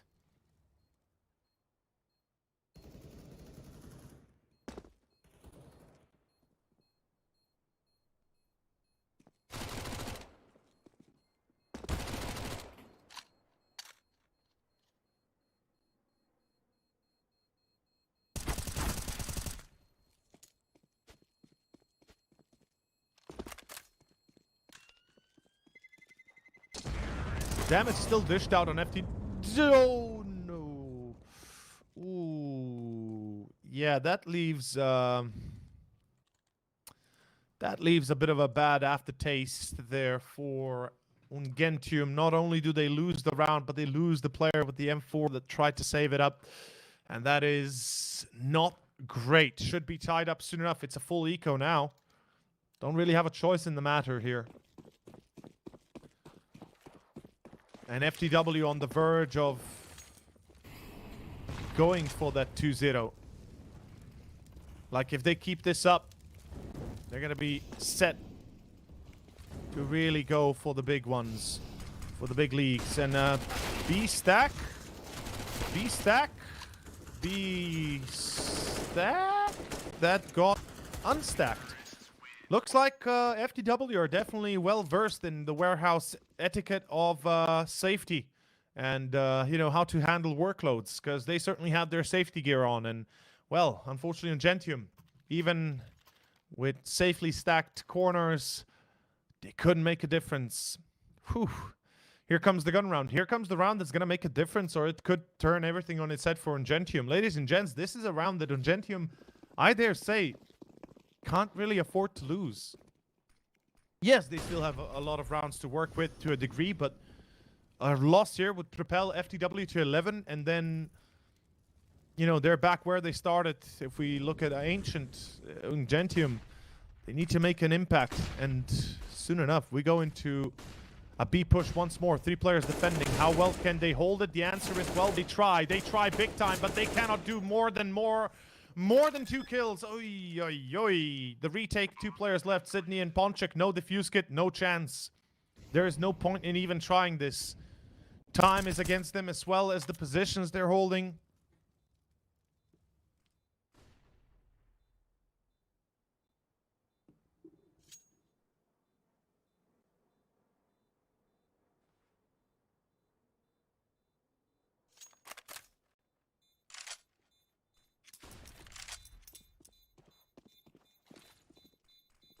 This is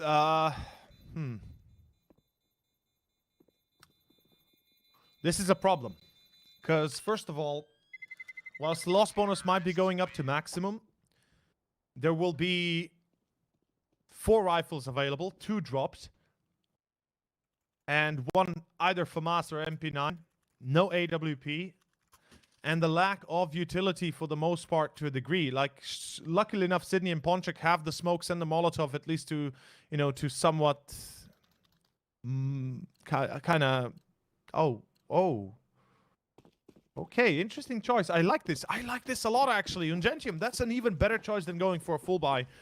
Like, they keep the money in the bank. They get the MP9s that are still good enough. So that's actually really, really nicely done by Ungentium. I like how they're managing their money here. Very smart and more tactical than I thought initially they would go for. So this is definitely the correct choice in the manner that they're trying to play. Grubby with an MP9 goes for the kill. Good stuff. The Diaz gets caught and gets killed. We go into round 20 with an entry for UNG.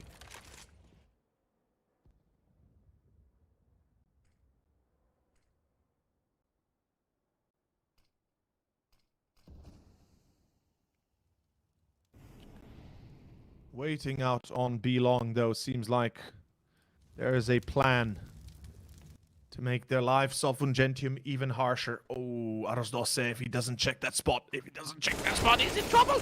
Oh, but he sees it. Grubby and Matthew, no. Oh, boy. Oh, no, Prism. Oh, no. Oh, yoy. Yeah, that's why you don't go for a full buy, I guess, then. Ungentium lucky that they still have money left in the bank, so they can rebuy the next, thank God. Oh, God, that was a tough one to look at. So now they have money for the op, they have money for everything they need. Coming up next, of course. Regardless, UNG is, taking some tough shots here, taking some tough losses.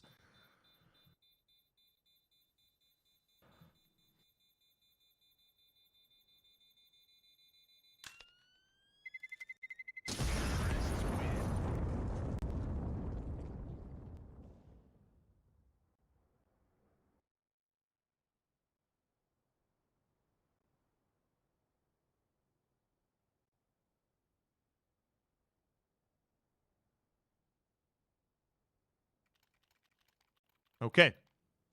As I said, money is there. They have enough to go for the M4s and the like. They even have something left in the bank, so potentially could rebuy if they lose again. But that I don't think that's an option they can really go for, to be fair, regardless if they have money or not. They've really got to start closing the gap between FTW before things get out of hand. And remember, Ancient ended 16-10, so it's not like Ungentium didn't get anything on Ancient, but they still lost at the end. Playing it safe. 2 on B, 2 towards middle, 1 on A. With a quick rotation ready for Sydney. And usually you see 2-2-1 setup, so 1 on A, 2 on middle, 2 on B. That's kind of standard on the Anubis. Oh, the DS. Sydney, don't do it. Okay, flash, perfectly timed. Good job. I thought they might go in blind, but that was a little bit, you know, that would have been a rough choice. Matthew with a perfect flash supports the Dodo. Needs to fall away from the bridge position now. He's in danger. And finally, Ungentium seemingly getting the job done. Grubby finds another. That's it. That should be holding the line enough for a W here for UNG. 10 on the board for them, pretty much confirmed.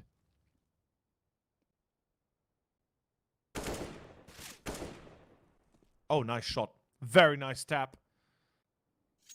Deadly Arosdosse. 35 seconds. And to be fair, I wouldn't be surprised if FTW really still tried to break a position, but with 25 seconds now left, they are really going to have to make a move, and The less time you have, the less chance you have of winning those duels, the cleaning out those positions that you desperately need to first check out. And NopeJ, oh, he's lurked on through to the middle. He needs to go. LurkJ needs to go alongside his teammate. And they will get one. Do they know about the heaven spot? The answer is no, but Ponchek still unable to prevent the bomb plant. 1v3 now. Even if Arosdoce dies, the bomb plant helps out at least a little bit more. And he's not able to get in a better spot, at least not that quickly. Albeit, oh my lord, Arosdoce, are you... Oh boy. Oh boy, Ponchek. Oh, look at Arosdoce. He's playing it so smart. This guy, luckily though, for Prism, he checks out that corner, and Arosdoce not expecting to see a second player coming from the same spot. A big loss of economy for the CTs, but they have some money to spare. 10 to 11. Speaking of money, FTW have enough themselves likewise. And oh, look at the fancy camera work here.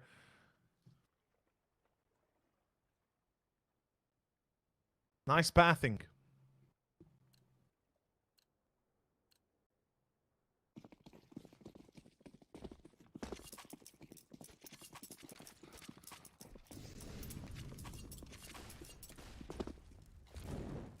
We got full utility on both sides. Great damage already dished out early on. The Diaz getting caught.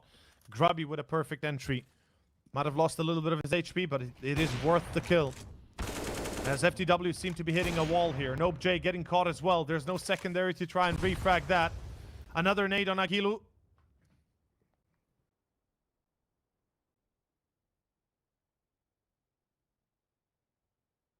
Agilu.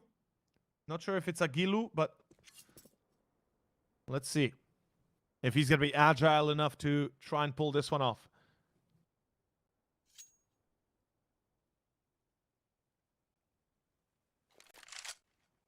They've had success with one player towards A, so I assume they might try A again. Why not, right?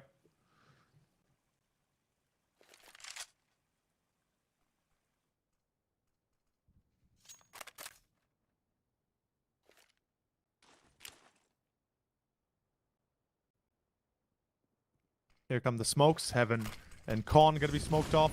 Molotov into stairways, perfectly so. Behind sight, it's gonna be Sydney. Ooh, he's lucky that he's not spotted, but he still gets the kill somehow. Drops Agilu. Bomb needs to be planted now. Arosdoce was the one that's gonna be planting. Meanwhile, Stadodo on the back leg. Oh no! 1v1. Matthew versus Stadodo. The Molotov burning. Oh, the molly. It's expending last second, but he doesn't know he's in heaven. Matthew, now he has to make a choice. How does he play this? Where does he go? Does he see the rifle? Yes, he does. And Stadodo cannot react at low HP. Matthew with the kill. What a turning point. 11 to 11. Still enough money for FTW, yes, but Ungentium might have just secured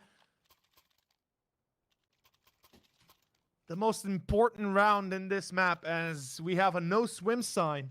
I guess crocodiles are still there in the Nile, which they absolutely are. The Nile crocodiles are not joking around. They're huge. So let's hope nobody gets eaten by one. Timeout for FTW. 2 more remaining for them. Rebuy once more, but this is one of their last ones. Without a bomb plant next, there's a chance they might be forced onto an eco, or at least some sort of a mini buy. Though, given with the max loss bonus coming out, we'll see. Round 23, and we start off with Ungentium likewise having very little money left, so they are set for a big F, for a big L, more exactly here. F in chat for them, maybe. FTW not that much better economically, as I said, though.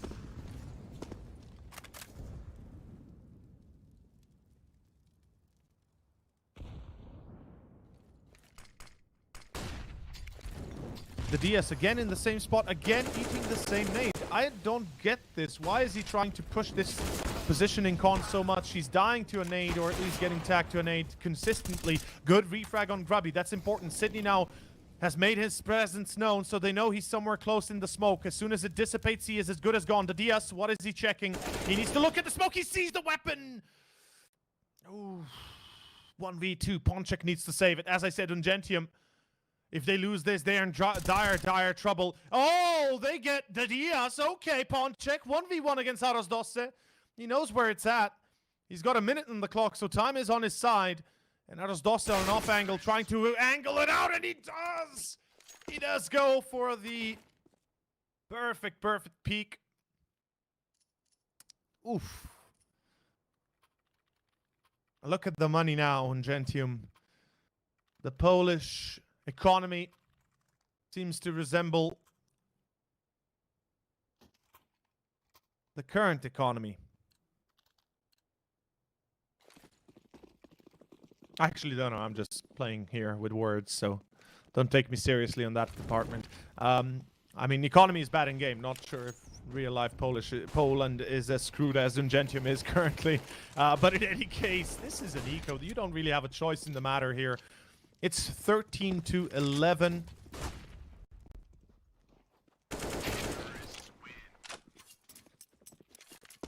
And we are back where we were on Ancient, if you guys recall. Ladies and gents, this is a tough one for Ungentium. Remember, losing this round propels FTW to 15. It's as simple as that. Simple equation that unfortunately holds true no matter how you want to spin this. So they got to win this round. They got to win this gun round. No questions asked. And no doubt in their mind. Pop flash on middle. Good counter. Molly's coming in. He's going to be clocked in from two sides, though. Sydney way out in the open. And it's a play. It's an A play. That's a confirmation for it. Matthew with the op might be dangerous, yes, but he can only get one at a time. And unless he hits those marks, he's in trouble. He still gets it. What? No scope.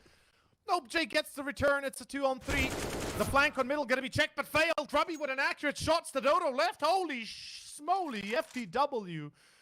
They just screw themselves over. It was Matthew that was able to hold the line, and, well, I'll be damned. That is amazing, Matthew. How he's able to pull it off, I don't know, but he does.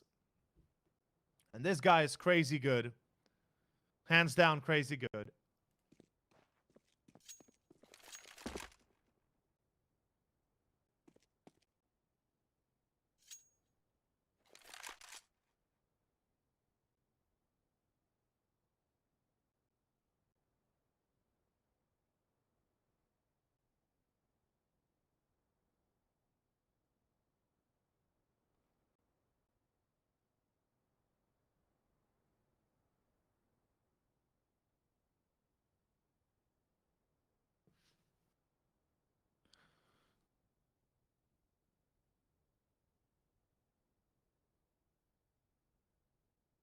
As I said, they needed to win it. They win it. Meanwhile, FTW still looking solid economically. Still looking like they could take this one.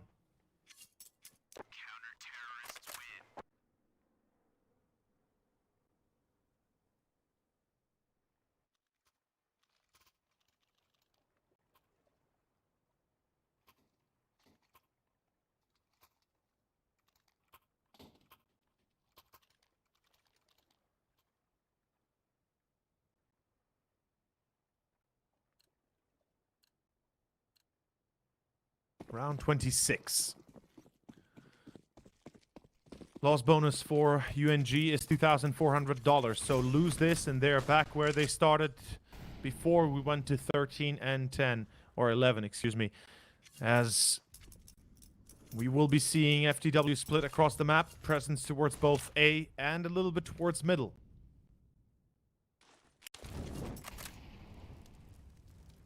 The Diaz, again, the same position. This time, perhaps no nade to bring him down a notch. Hopefully not.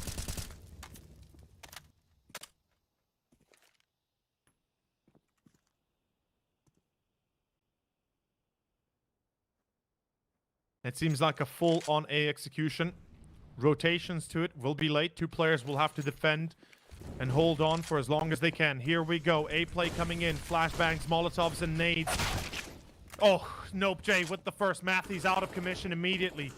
it's left down to Sydney to try and hold the position. He needs at least one frag. If he can get it, that's perfect. If he cannot, well, that's an issue that they'll have to deal with as they get to it. Sydney spotted, taken out. Agile with a perfect one. Sydney down, and that is Prism and Ponchik left. That's 14 to FTW. And remember what I just said earlier at the start of the round.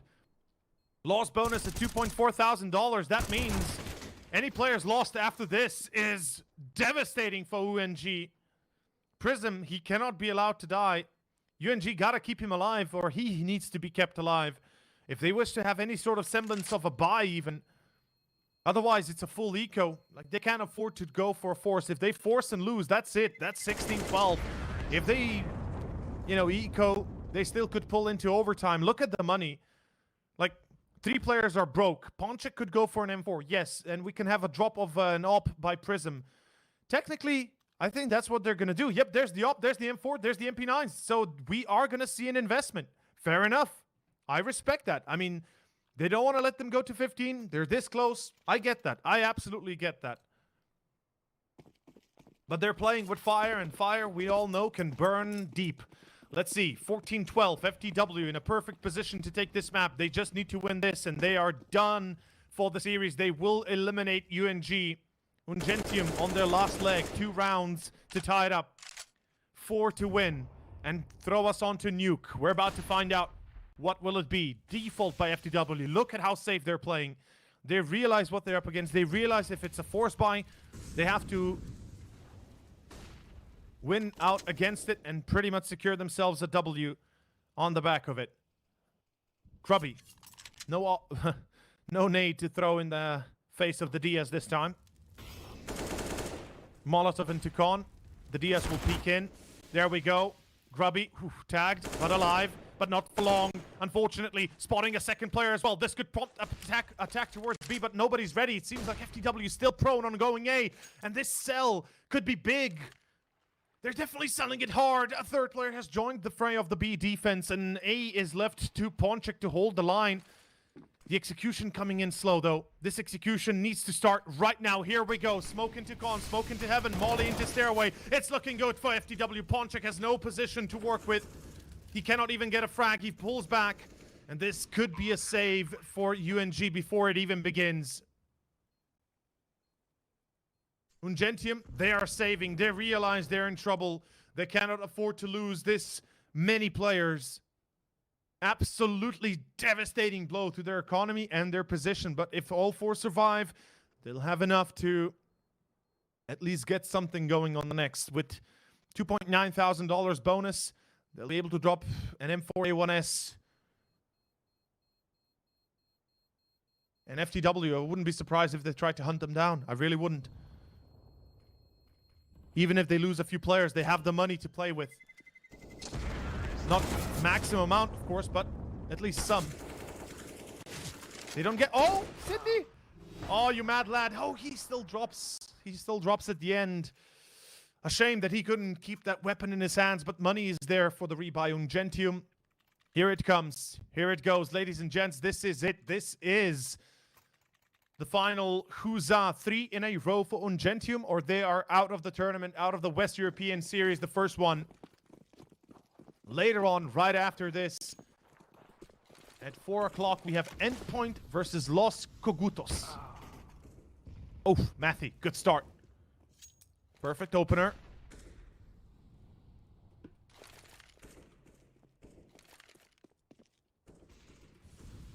Matthew with a second. And if anybody can throw this one into an overtime, it's definitely Matthew with a third. Well, well, well. Matthew has finally awoken here. Arosdosse also tagged, and Nope J, last player alive. That is gonna be round 13 to UNG, and a clean one. Holy hell.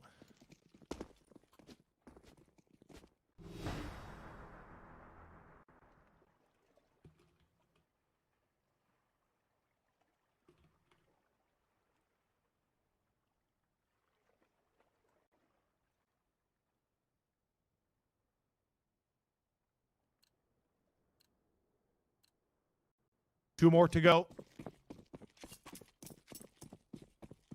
Round 29, Mech 10s, and op on Stadodo. tagged Prism. Let's see, the Diaz goes again into the same position. This man has been determined to take that spot in con every single round. Grubby, oh, please don't go through the smoke. Unless you have a flash ready, don't risk that, please. Oh, this nade could do some serious damage to Grubby. Okay, luckily he's too far ahead of the bomb, or the HE, to get heavily damaged. Grubby, does he go through? Is there a flash ready? I'm not seeing it fly. Matthew finds Agil. Prism finds Nope. Grubby finds the Diaz. Yes! They're making this happen. Overtime might just be happening, ladies and gents. It will be. Stadodo, last player alive. There's no way he can win this. I can guarantee you that much. I mean, he can get a few kills. Absolutely, that is for certain. But beyond maybe a frag or two, the C4 drop towards B. Two players holding the line. And yep, Sydney already on an off angle. There it is, 15-14. And we are going into the last round of this regulation time with nothing.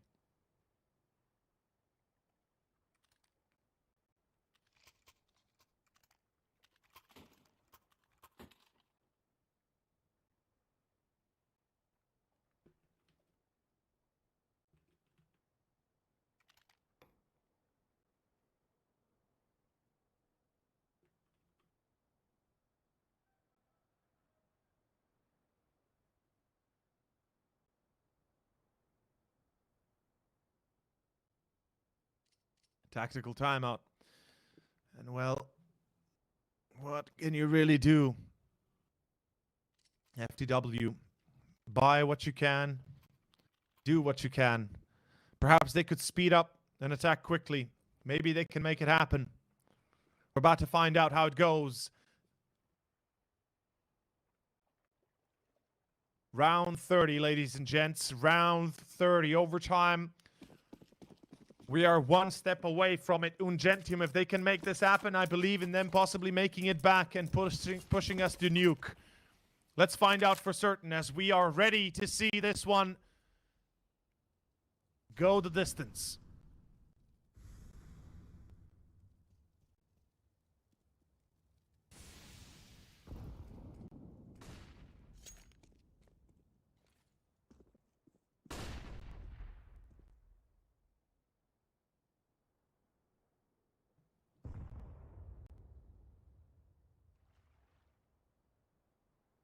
And they're going to go B.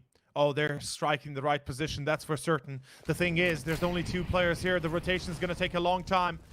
Molotov. Nothing yet confirmed. Grubby. Grubby. No, he does not die. Prism gets the first. Prism gets the second. It's looking good. Grubby the third on Stadodo. And Sydney and Grubby close it out. It is overtime confirmed. We are going the distance. Ungentium, they're fighting for survival. They're fighting to keep themselves alive.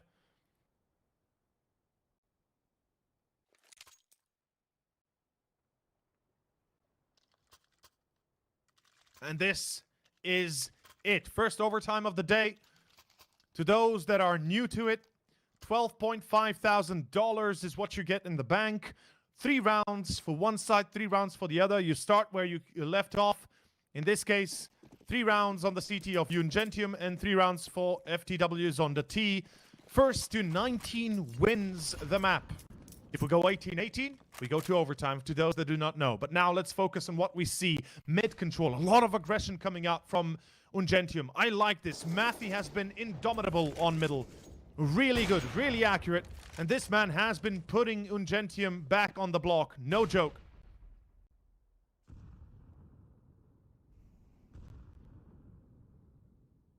Without him, it is likely Ungentium would not even have had 10 rounds on Ancient, let alone 15 here on Anubis. Grubby with the first. Aros Dosse caught. The start is good. He was alone towards A and got caught out in the open.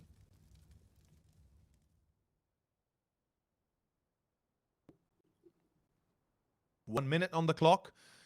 It does look like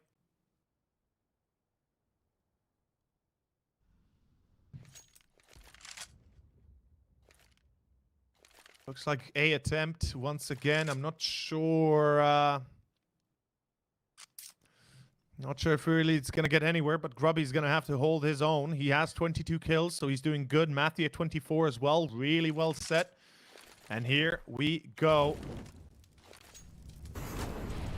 It starts off, 2 players defending. Rotations need to be happening now. Pronto. Immediatamente. The Diaz with the first. It's Sydney to fall. Bomb is going to be planted. It's a retake. Or a 4v3. And they've got 2 players coming in from both Heaven and 2 players from Con. Let's see if that's possible to make or break it. Spotted. Grubby. No. Oh, this is perfect. Agil. He has just set themselves up for a victory in the first in overtime. Let's see if that's possible. 3v3 up in Matthew's hands, still not shutting out anybody just yet. Molotov onto the backside. Yes, indeed. Dropping below the site itself. Agil is ready. Agil! Oh! Agil! What? Now that is what I call absolute monstrosity. A performance worthy of FTW. Oh my god, that is insane.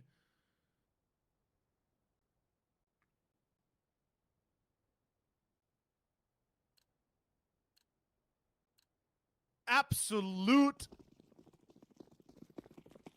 crazy good performance. 16-15 Ungentium find themselves in a tough spot. Money an issue. Bridge control in their hands. They're looking to fight it. Good nade on BLUEJAYS. Stadodo takes a shot as well, but misses. Finding nobody. FTW. Now that is what I call a clutch. Agil, you mad lad.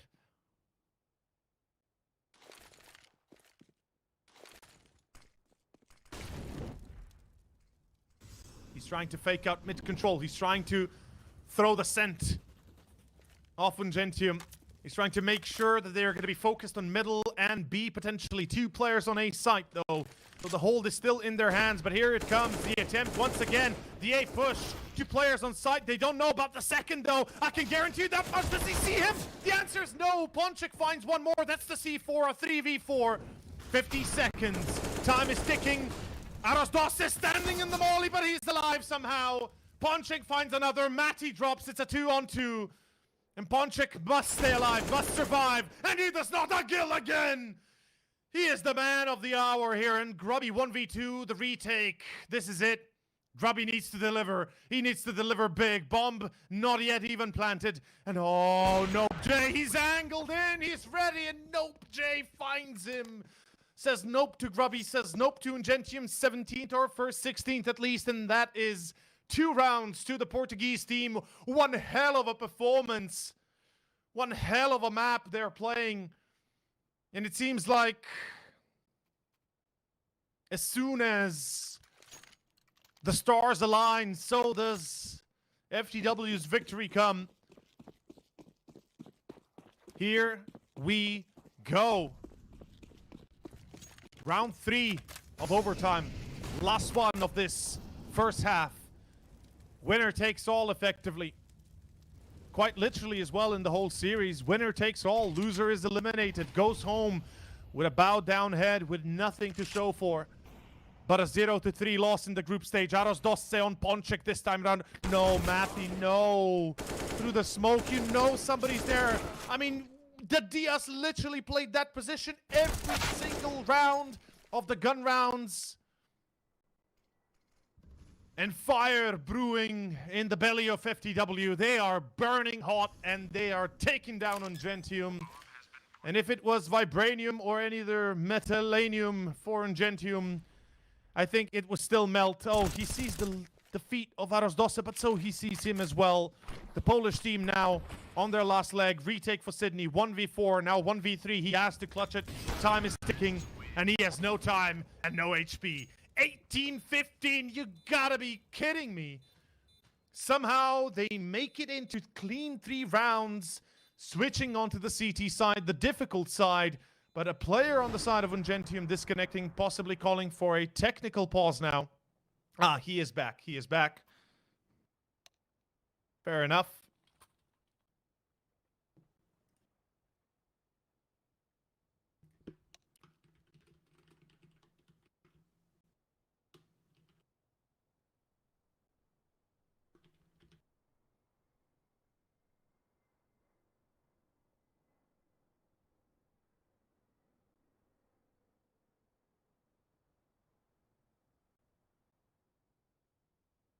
And a tech boss will be called. Apparently,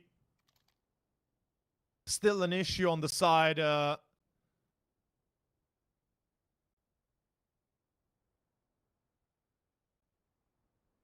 Ungentium.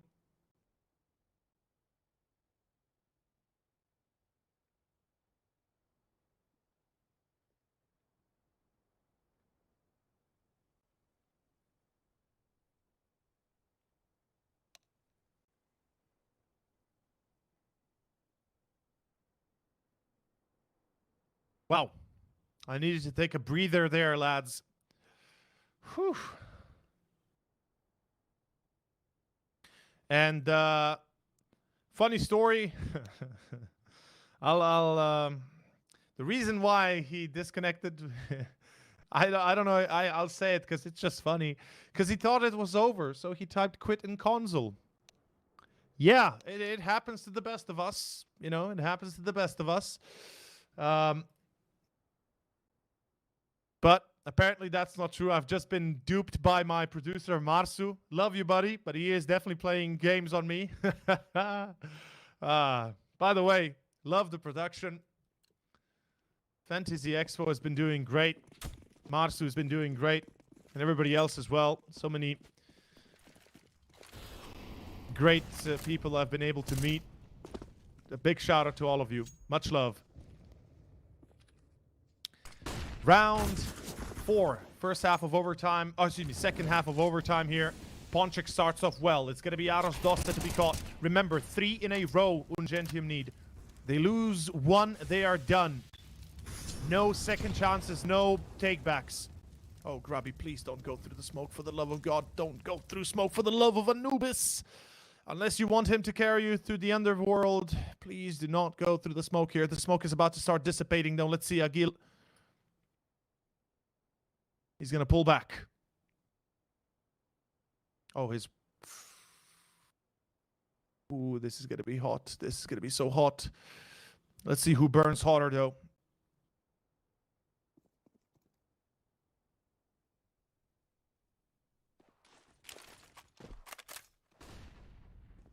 Just to point out, it was not true. I was duped by my producer that he quit. That was a joke. And I took it literally. Grubby finds Agil. Great start. 4v3, and I believe that in this case, we might not even see a retake because the damage is just too much right now.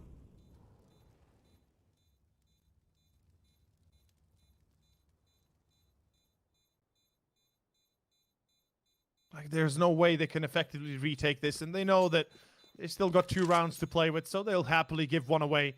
They just need one lucky moment.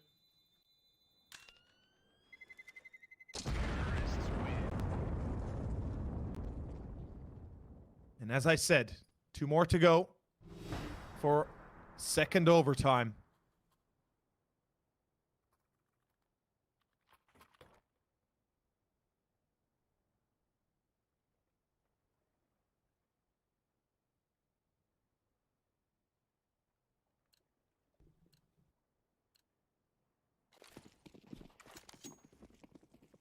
Round 2 of the second half of overtime. It is going to be an attempt from FTW, and most likely just a default one, not really looking to be too overly aggressive or put themselves in harm's way too early on. We do have a bit of a split across the map. 2 players towards A, 2 players towards B, and 1 towards middle. Stadodo with the first one, Mathy. That is possibly the best pickup you could do in this case. You get rid of Matthew, get rid of the heavy hitter. Oh, through the smoke, Sydney gets tagged. There's a second player watching the cross. He's not gonna get anything. What? Okay, nope, Jato. He nopes UNG out of the round. No, Poncha could still play this. What? Nope, Jay? Okay. Oh, Stadodo, though, comes in hot and swinging hard. He's got a very deep ball sack there, and it's gonna be Aros Dosta 1v1 against Ponchik. He first needs to pick up the round, the C4, but he can't do it. 19-16. Aros Dosta comes out to check out the position of his opponent, and there it is. GG. 19-16. UNG take the loss 2-0. as they are eliminated from the West European Series here, the first one. What a performance and what a game that we see out of FTW. An insane game that we get to experience out of the Portuguese. And that's what I said in the pregame. The Portuguese, I know them for a fact to be always a surprising factor, always playing something that you don't expect and in a way that you don't expect. And it might have been tricky, it might have been difficult, but they do it. They did it. And well, that is it for this series. A 2-0 that FTW secure, now going 1-2 in the Swiss stage. Their journey not yet done. 2 more games to be had, at the bare minimum 1. We'll see if they can keep it up. But for Ungentium, that is 0-3 in the Swiss stage, and that concludes their journey for this first West European Series. The CCT, of course, tourney that is happening now in this start of 2023. My name's Over. If you like what you saw, give me a look on Twitter. Otherwise, I'll see you guys in about 40 minutes time when we get ready for our second match. As I said earlier, we have another match coming and I'll be casting that as well. It is Endpoint versus Los Kogutos, and I'll see you guys when we start that, as I said, in about 40 minutes or so. See you soon.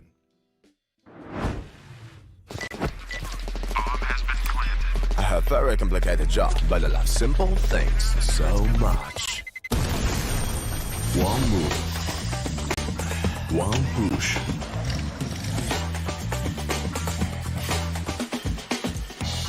One touch.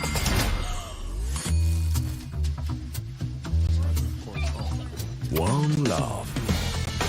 One click. One X-bet.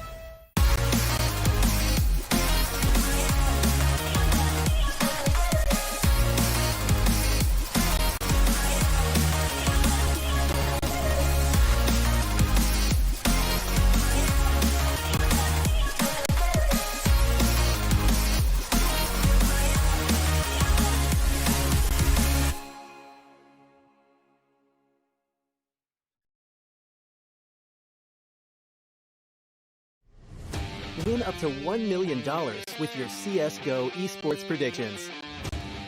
Simply guess the kill scores of the 10 players in a CSGO match. The more you guess correctly, the bigger the prize. You'll need at least 2 correct predictions to win a prize. Guess all 10 correct and win $1 million. Experience the exciting new way to add a little prosperity when watching esports tournaments. And register now to receive a free entry ticket upon sign-up. Predict kills, win millions, prosper. You look into your inventory and there's only... It's time to forget about this garbage. Here you will find everything to play with really cool skins. Open top cases. Upgrade dropped skins and turn your junk into a cool gun using the contract system.